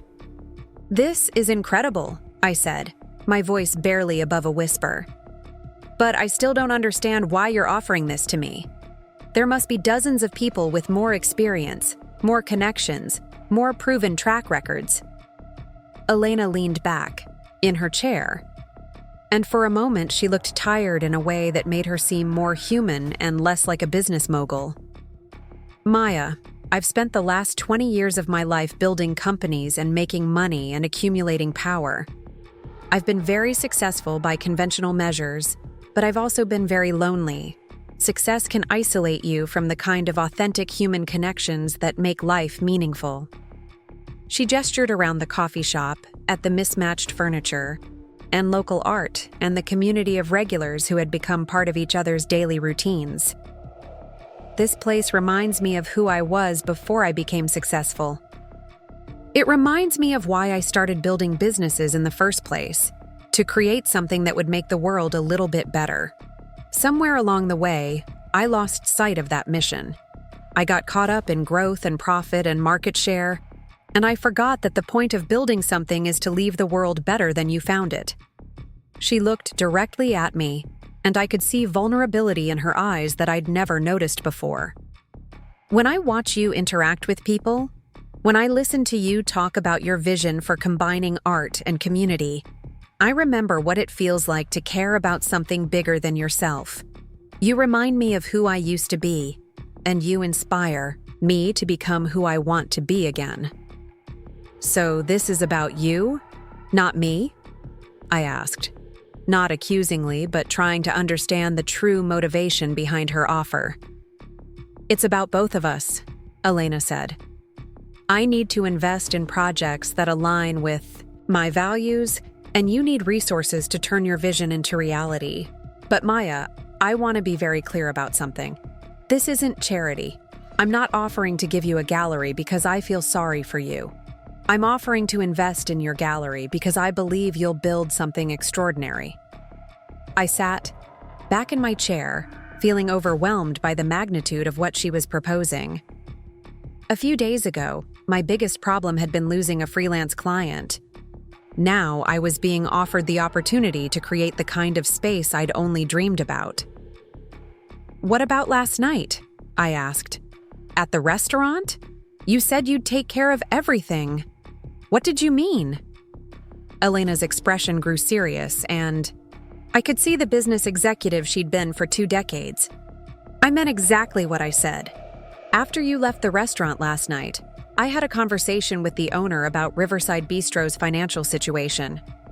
They've been struggling for months, and they're about to lose their lease unless they can find an investor. My heart started beating faster. And as of this morning, I own Riverside Bistro. Consider it an early birthday present. I stared at her, speechless. The restaurant where my family had abandoned me, where I'd experienced one of the most humiliating moments of my life, now belonged to the woman who had witnessed it all. But why? I asked. Why would you buy a struggling restaurant just because my family treated me badly there? Because, Elena said, sometimes the best revenge is turning the place where someone tried to diminish you into the place where you build something amazing. And because Riverside Bistro has potential that its current owners haven't been able to realize. With the right management and vision, it could become exactly the kind of community gathering space that would complement your gallery perfectly. She pulled out one more document, this one with my name at the top. I'm offering you the opportunity to manage both spaces, Maya. The gallery during the day, the restaurant in the evenings, art exhibitions and dinner service, community workshops, and special events. A place where creativity and conversation can flourish together. I looked at the papers spread across our small table, at the lease agreements and business plans and financial projections that represented everything I'd ever wanted but never dared to ask for. 6 months ago, I'd been struggling to pay rent on my tiny apartment. Now I was being offered the keys to my own creative empire. This is too much, I said finally. It's too big, too generous, too risky. What if I fail? What if I'm not capable of managing all this? What if your investment is wasted on someone who doesn't deserve it? Elena reached across the table and placed her hand over mine, the first physical contact we'd ever had. Her touch was warm and steady, grounding me in the reality of the moment. Maya, she said, her voice gentle but firm. Failure is only possible if you don't try. And as for deserving it, you've already proven your worth through months of small kindnesses and daily integrity. I'm not taking a risk on you. I'm making a bet on someone whose character I've had the privilege to observe. She squeezed my hand once before letting go. But I need you to understand something important. This offer comes with no strings attached. If you decide you're not interested, or if you want to modify the proposal, or if you change your mind completely, nothing about our friendship will change. I'm not trying to buy your gratitude or your loyalty. I'm trying to give you the same kind of opportunity that someone once gave me. Someone gave you an opportunity like this? Elena nodded, and for a moment her expression was distant, remembering something from long ago. When I was 26, I had an idea for a software company but no money to start it. I was working 3 part-time jobs just to pay rent, and every investor I approached told me I was too young, too inexperienced, too much of a risk. Then I met an older entrepreneur who believed in my vision more than I believed in it myself. He gave me my first round of funding, not because of my business plan or my credentials, but because he saw something in me that I couldn't see in myself. What happened to him? He became my mentor, my board advisor, and eventually one of my closest friends. When he died 5 years ago, he left me a letter saying that the best return on his investment had been watching me become the person he always knew I could be. Elena's eyes were bright with unshed tears, and I understood suddenly that this wasn't just about business or philanthropy or even friendship. This was about legacy, about the responsibility that comes with success, about the obligation to lift others up the way someone once lifted you. "I want to do this," I said, the words coming out before I'd fully processed the decision. "I want to try, even if I'm terrified of failing." Elena's smile was radiant, transforming her entire face and making her look years younger. "Good," she said, "because being terrified means you understand how important this is. The people who aren't scared are usually the ones who haven't thought through what they're taking on." She began gathering the papers, organizing them into neat piles that represented different aspects of the opportunity she was offering me.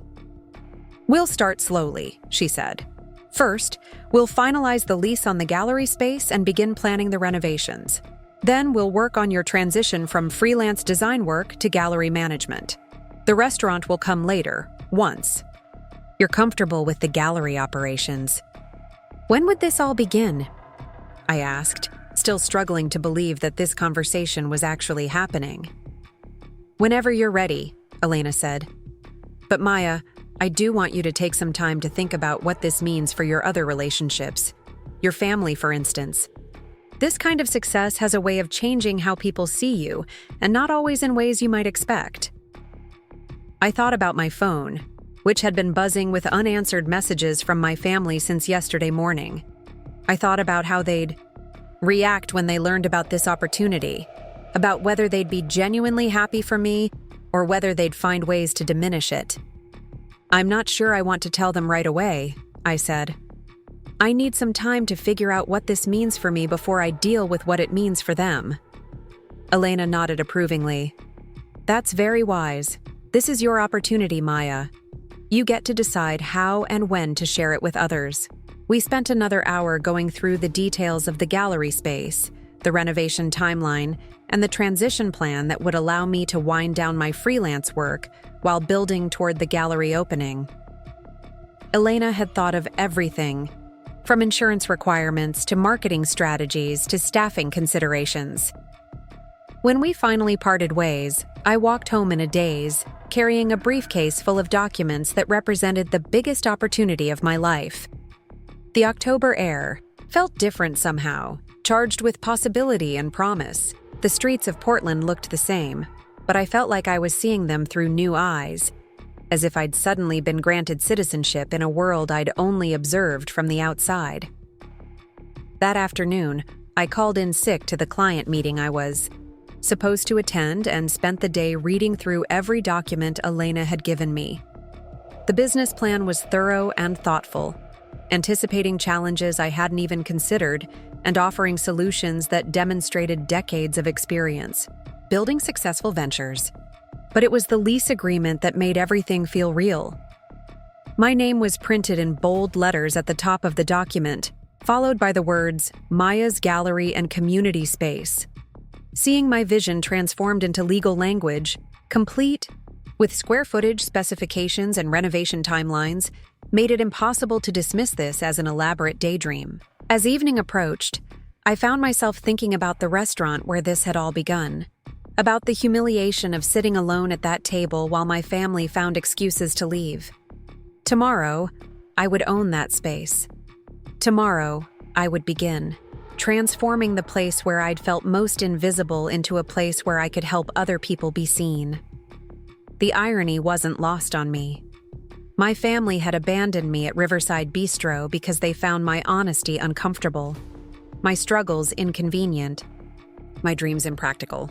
Now that same restaurant would become the foundation for everything they'd told me was impossible. I thought about calling Elena to thank her again, to make sure this wasn't all an elaborate mistake. But instead, I opened my laptop and began sketching out ideas for the gallery's opening exhibition. For the first time in my life, I was planning something that belonged entirely to me, something that reflected my vision rather than someone else's expectations. The gallery would showcase emerging local artists, the ones who were creating beautiful work, but struggling to find venues willing to take risks on unknown names. The restaurant would serve simple, honest food that brought people together rather than impressing them with its sophistication. The space would host community events and educational workshops and conversations that mattered more than they marketed. It would be everything I'd dreamed of and everything my family had taught me, not to want authentic, meaningful mine. As I worked late into the night, filling pages with plans and possibilities, I realized that Elena had given me something more valuable than money or opportunity. She had given me permission to want what I actually wanted instead of what I thought I should want. She had shown me that my vision had value, that my struggles had purpose, that my dreams were worth pursuing. For the first time in 28 years, I was building something that belonged to me. 3 months later, I stood in the doorway of what would soon be Maya's gallery and community space, watching contractors install the last of the track lighting that would illuminate the work of artists who had never been given a proper stage. The transformation of the Pearl District space had been nothing short of miraculous. What had once been a sterile commercial unit was now a warm, inviting gallery with soaring ceilings, polished concrete floors, and walls that seemed to breathe with possibility. Elena had been true to her word about everything. The renovations had been completed on schedule and under budget, managed by a team of contractors who treated my vision with the same respect they would give to any high-profile commercial project. The business licenses had been expedited through channels I hadn't known existed. The insurance policies had been negotiated by lawyers who specialized in creative enterprises. Every practical obstacle that might have derailed my dream had been quietly removed by Elena's team of professionals. But perhaps more importantly, Elena had kept her promise about letting this be my project. She attended our weekly check-in, meetings, and offered advice when I asked for it, but she never tried to impose her own vision on the space. When I wanted to dedicate an entire wall to rotating displays by local high school students, she didn't question the commercial viability. When I insisted on keeping admission free and funding operations through art sales and private donations, she didn't lecture me about sustainable business models. When I decided to partner with the neighborhood community center to offer after-school art programs, she simply asked how she could help make it happen. The opening exhibition was scheduled for the first Friday in February, exactly 4 months after my disastrous birthday dinner. I had chosen to showcase 12 emerging Portland artists whose work explored themes of identity, belonging, and transformation. The pieces ranged from intimate charcoal portraits to large-scale installations made from recycled materials found around the city. Each artist had been given complete creative freedom, and the result was a collection that felt both cohesive and wildly diverse. Preparing for the opening had consumed every waking moment of the past month. I had learned more about event planning, media relations, and art curation in those 4 weeks than I had in all my years of freelance design work.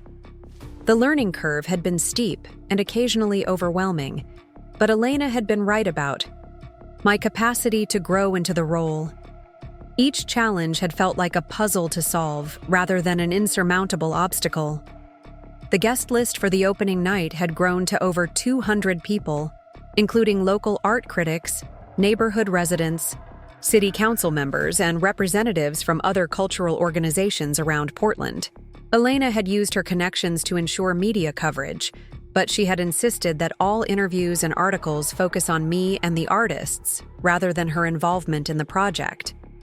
I hadn't told my family about any of it. For 3 months, I had deflected their questions about my work with vague references to new projects and exciting opportunities. When Mom asked why I seemed less stressed about money, I told her I'd picked up some steady clients. When Jessica wondered why I wasn't available for family dinners as often, I said I was working longer hours. When Dad inquired about my long-term career plans, I gave him the same non-answers I'd been giving for years. The deception hadn't been intended as revenge or punishment. It had simply felt necessary to protect this new version of myself while she was still fragile, still learning to trust her own worth.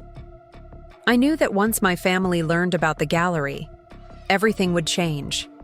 They would want to claim ownership of my success, to rewrite the narrative of my struggles as evidence of their support rather than their neglect. They would expect invitations and acknowledgement and a prominent role in celebrating something they had never believed in. I wasn't ready for that yet. I needed this achievement to belong entirely to me, at least for a little while.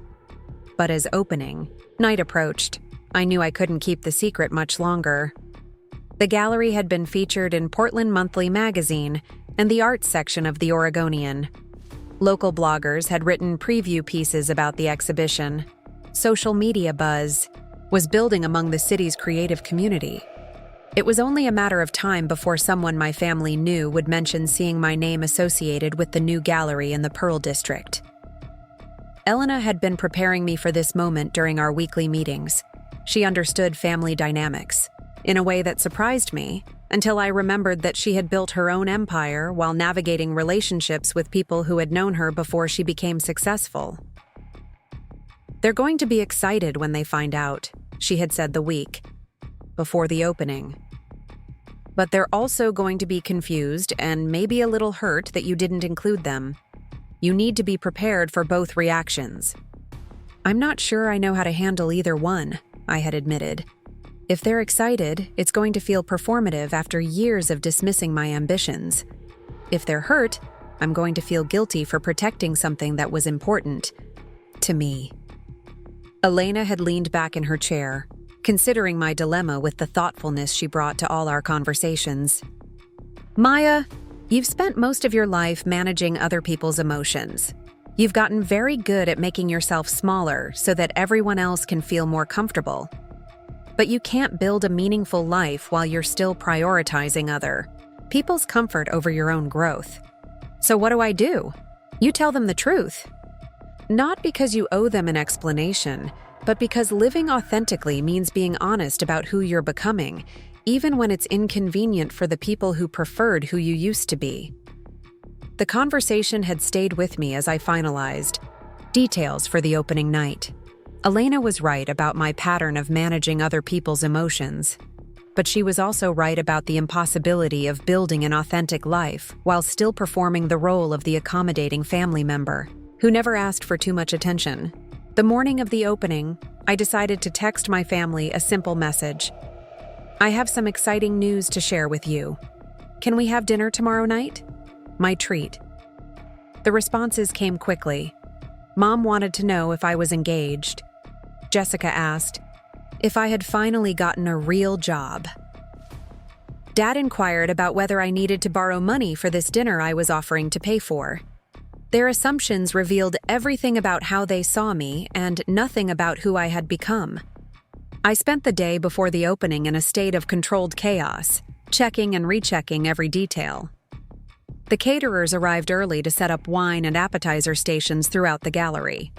The artists came by to see their work displayed, under professional lighting for the first time. Local musicians set up equipment for the acoustic performance that would accompany the evening's program.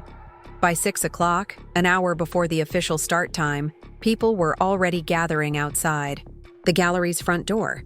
I watched through the window as art enthusiasts and curious neighbors mingled on the sidewalk, creating the kind of community energy I had dreamed about when I first imagined this space. Elena arrived precisely at 6:30, dressed in an elegant black dress that managed to be both sophisticated and understated. She had insisted on attending as a regular guest, rather than as the patron who had made everything possible, and she had specifically requested that I not acknowledge her role in my opening remarks. "This is your night," she had said. "I'm just someone who believes in what you're building." As the gallery filled with people, I felt a mixture of pride and terror that reminded me of every important moment in my life when I had been afraid to want something too much. But this time was different. This time, I wasn't waiting for someone else to validate my worth or give me permission to succeed. This time, I was standing in a space I had created, surrounded by art I had chosen, hosting an event that reflected my own vision of what mattered. The evening exceeded every expectation I had dared to have. Art sold to collectors who had never heard of the artist before tonight. Conversations bloomed between strangers who discovered shared interests and perspectives. High school students from the community center wandered through the gallery with wide eyes, seeing their neighborhood transformed into something they had never imagined possible. Marcus, the graduate student from Grind Coffee House, approached me during the evening's acoustic set with tears in his eyes. "Maya, this is exactly what Portland needed. You've created something that feels authentic, that brings people together, instead of just showing off." Sarah, the freelance travel writer, introduced me to an editor from a national arts magazine who was interested in featuring the gallery in an upcoming issue about emerging cultural spaces in mid-sized cities. Tom, the aspiring novelist, spent 20 minutes discussing the intersection of visual and literary arts with one of the featured painters.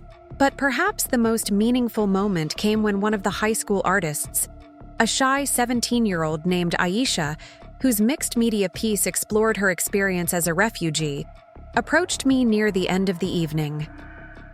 "Miss Maya," she said, quietly, "thank you for believing my art was good enough to be here. My parents don't understand why I want to make art instead of focusing on practical subjects, but seeing my piece on this wall makes me feel like maybe my dreams aren't stupid." I hugged her, remembering my own 17-year-old self who had needed someone to believe in her dreams when her own family couldn't see their value. "Aisha, your art isn't just good enough to be here. Your art makes this place more beautiful and more meaningful. Don't let anyone convince you that beauty and meaning aren't practical." As the evening wound down and the last guests filtered out into the February night, I stood alone in the gallery, surrounded by the evidence of everything I had built. The walls still held the work of 12 artists who had never been given this kind of platform. The guest book was filled with signatures and comments from people who had been moved by what they had experienced. The red dots next to sold pieces represented not just successful transactions, but connections between creators and collectors who had found something worth investing in. Elena approached me as I was turning off the track lighting, her expression warm with satisfaction and pride. "How do you feel?" she asked, a simple question that somehow encompassed everything I had been processing throughout the evening. "Terrified and exhilarated and grateful and proud," I said. "Like I've finally figured out what I'm supposed to be doing with my life." "And tomorrow, when you have dinner with your family?" I considered the question, thinking about the conversation that awaited me and the reactions I was likely to encounter. "I'm going to tell them the truth, all of it.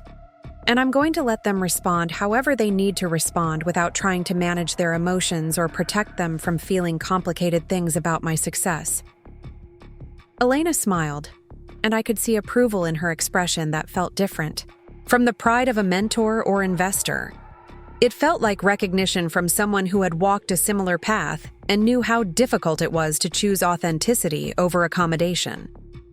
"You know," she said, "6 months ago, when I first started observing you in the coffee shop, I saw someone who had the capacity for this kind of success, but not the belief that she deserved it. Tonight, watching you move through this space and interact with these people, I see someone who has grown into her own power. I couldn't have done any of this without your support," I said, meaning every word. "You could have," Elena replied. "It might have taken longer, and the path might have been more difficult, but you would have found a way. I just gave you resources and opportunity. You brought the vision and the dedication and the character that made all of this possible. The next evening, I chose a neutral restaurant for dinner with my family, somewhere that didn't carry the weight of previous disappointments or celebrations. I arrived early and secured a corner table that would allow for private conversation without feeling claustrophobic. They arrived together, as they always did, a unified front that had learned to move through the world as a cohesive unit. Mom was dressed in her real estate professional attire. Dad wore his standard weekend khakis and polo shirt, and Jessica looked like she had just finished a photo shoot, which she probably had. "So," Mom said before the server had even brought water to the table, "what's this exciting news you wanted to share? Don't keep us in suspense."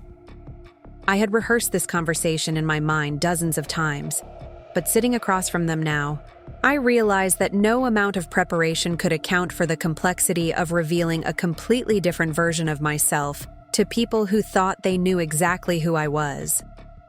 "I've opened an art gallery," I said simply. "In the Pearl District. It's called Maya's Gallery and Community Space, and we had our opening exhibition last night." The silence that followed was profound and telling. I could see them processing the information, trying to reconcile what I had just said with their understanding of my capabilities and circumstances. Jessica was the first to speak. "Wait, what? You opened a gallery? Like, your own gallery? How is that possible?" "I found an investor who believed in my vision for combining art exhibition with community programming," I said, staying close to the truth while avoiding the complications of Elena's identity. "We've been working on this project for the past 3 months. Dad's practical concerns kicked in immediately. Maya, do you have any idea how expensive it is to lease commercial space in the Pearl District? And the insurance costs alone for an art gallery must be astronomical. What kind of business plan do you have? How are you projecting revenue?" "It's all been taken care of," I said. "The investor handled the financial aspects of getting the space operational, and we have a sustainable plan for ongoing operations through art sales, private donations, and community partnerships." Mom was staring at me as if I had announced that I was moving to Mars. "Sweetheart, why didn't you tell us about any of this? We could have helped, offered advice, been supportive during what must have been a very stressful process." The question I had been dreading, asked with the wounded tone of someone who couldn't understand why she had been excluded from something important. I chose my words carefully, trying to be honest without being cruel. "I needed to do this on my own," I said. "I needed to prove to myself that I was capable of building something meaningful without worrying about whether other people thought it was a good idea or a practical investment of my time." "But we've always supported your art," Mom protested. "We've never discouraged you from pursuing creative projects." The revisionist history was breathtaking in its completeness. I could see that she genuinely believed what she was saying, that years of gentle discouragement and practical concerns had been reframed in her memory as supportive encouragement. "Mom," I said gently, "last fall, when I mentioned wanting to open a gallery space, Dad's immediate response was to lecture me about startup costs and the failure rate of small businesses. When I talked about wanting to showcase local artists, the conversation immediately shifted to Jessica's follower growth and brand partnerships." Dad looked uncomfortable, shifting in his seat as he tried to reconcile his memory of practical advice with my interpretation of discouragement. "Maya, we were just trying to help you think through the challenges. Supporting someone doesn't mean agreeing with every idea they have." "You're right," I said. "But it also doesn't mean dismissing their dreams or redirecting every conversation about their ambitions toward someone else's achievements." Jessica had been unusually quiet during this exchange, scrolling through her phone with the focused attention she usually reserved for important business communications. Suddenly, she looked up with an expression I couldn't quite read. "Maya, did you say the opening was last night? Because there are photos all over Instagram from something called Maya's Gallery, and they're tagged in the Pearl District." She turned her phone toward the table, showing us a series of images from the opening night. There I was, standing next to Aisha's piece and discussing the work with a group of collectors. There was the acoustic performance, with people gathered, around the musicians in rapt attention. There were shots of the crowd, the art, the overall atmosphere of community and celebration. There are over 300 posts with your gallery's hashtag, Jessica said, and I could hear a mixture of surprise and something else in her voice. Maya, this looks like a really big deal. Mom reached for Jessica's phone, scrolling through the images with growing amazement. Sweetheart, this is incredible. Look at all these people. Look at this space. It's beautiful. It's professional. It's exactly what you always said you wanted to create. For a moment, I felt the familiar warmth of family approval, the recognition I had craved for so many years.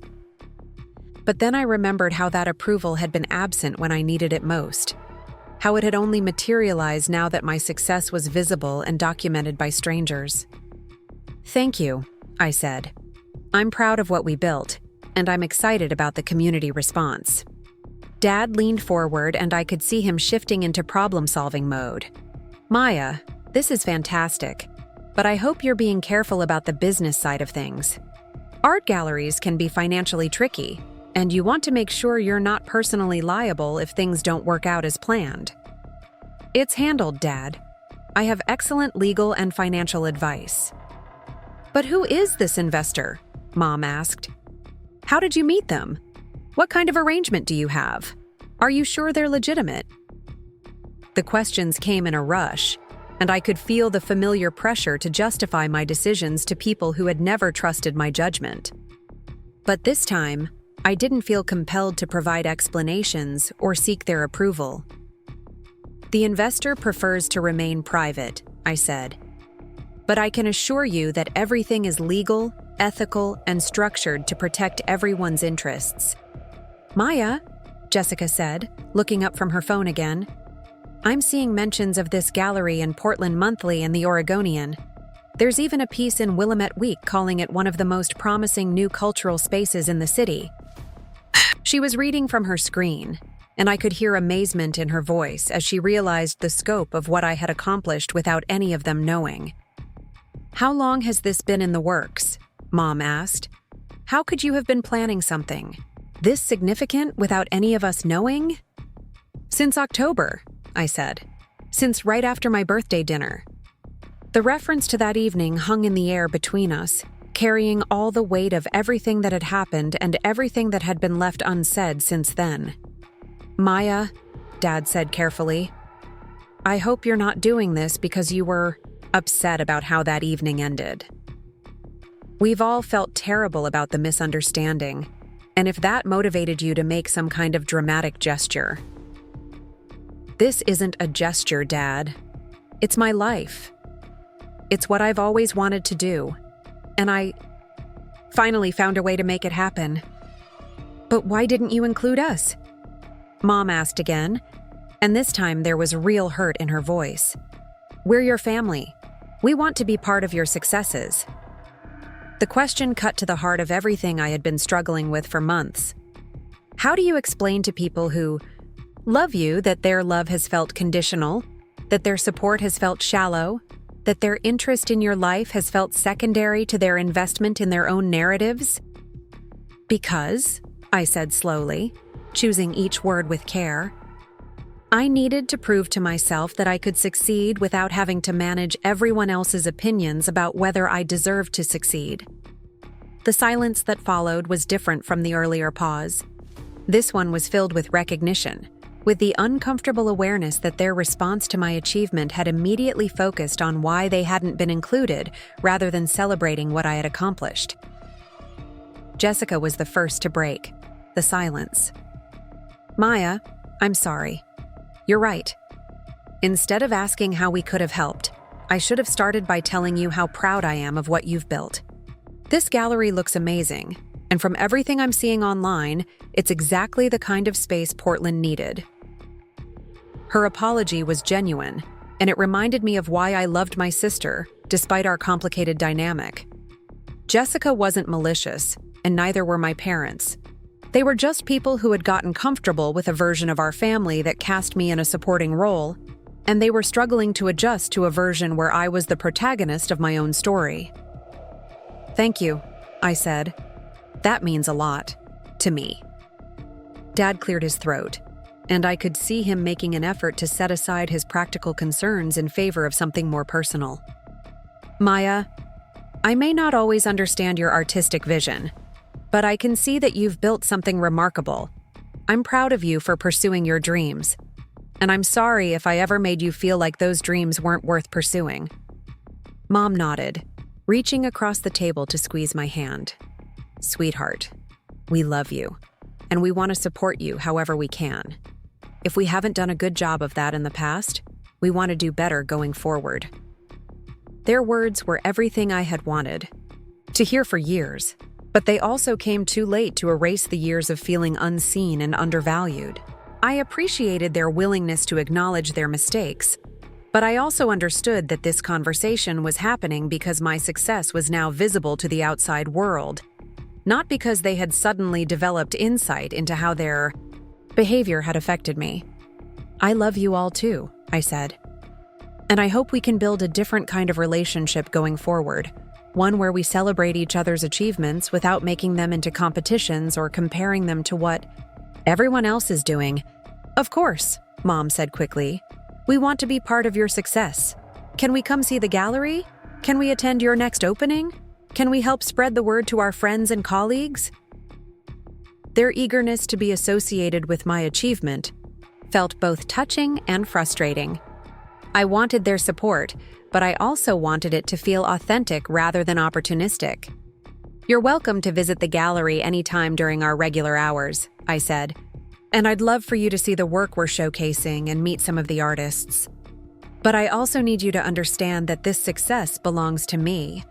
I built this with my own vision and hard work, and I need to be able to own that without having to share credit or minimize my role to make everyone else feel more comfortable." The dinner continued with a different energy, less confrontational but also less intimate than our usual family gatherings. We talked about the practical aspects of running a gallery, the artists I was working with, and the community response to the opening. But underneath the polite conversation, I could feel us all adjusting to a new dynamic where I was no longer the family member who needed rescuing or managing. As we prepared to leave, Jessica approached me with a request I hadn't expected. "Maya, would it be okay if I posted about the gallery on my Instagram? I have a lot of followers in Portland, and I think they'd be interested in supporting local artists." Her offer was generous, and I could see that she was trying to find a way to support me using the platforms and influence she had built. But I also knew that any social media promotion from Jessica would inevitably become about her rather than about the gallery or the artists. "I appreciate the offer," I said carefully, "but I'd prefer to keep the gallery's social media presence separate from family connections. We're trying to build our own community rather than borrowing someone else's audience." Jessica looked disappointed but not offended. "I understand, but if you ever change your mind, the offer stands." Driving home that night, I felt a complex mixture of relief and sadness. The conversation had gone better than I had expected, but it had also confirmed my suspicions about how my family would respond to my success.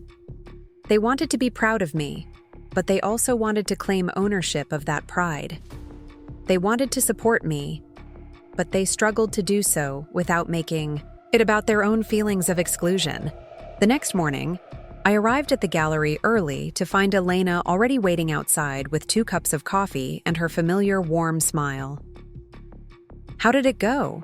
she asked as I unlocked the front door and led us into the space that still smelled faintly of fresh paint and new possibilities. "Exactly as you predicted," I said. They were excited and hurt and confused, and they immediately wanted to know how they could be part of what I've built. "And how do you feel about that?" I considered the question while I flipped on lights and checked the security system, moving through the morning routine that had become second nature over the past week. Grateful that they're proud of me, but also clear that this success belongs to me, I said. I don't need their validation anymore, which makes it possible to appreciate their support without depending on it. Elena nodded approvingly. That's the difference between building something because you want external approval and building something because it aligns with your own values. Once you know the difference, it's impossible to go back to seeking validation from people who couldn't see your worth before you proved it to the world.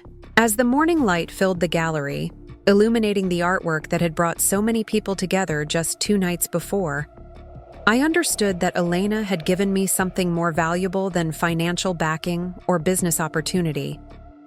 She had given me the chance to discover who I could become when I stopped trying to be who everyone else needed me to be.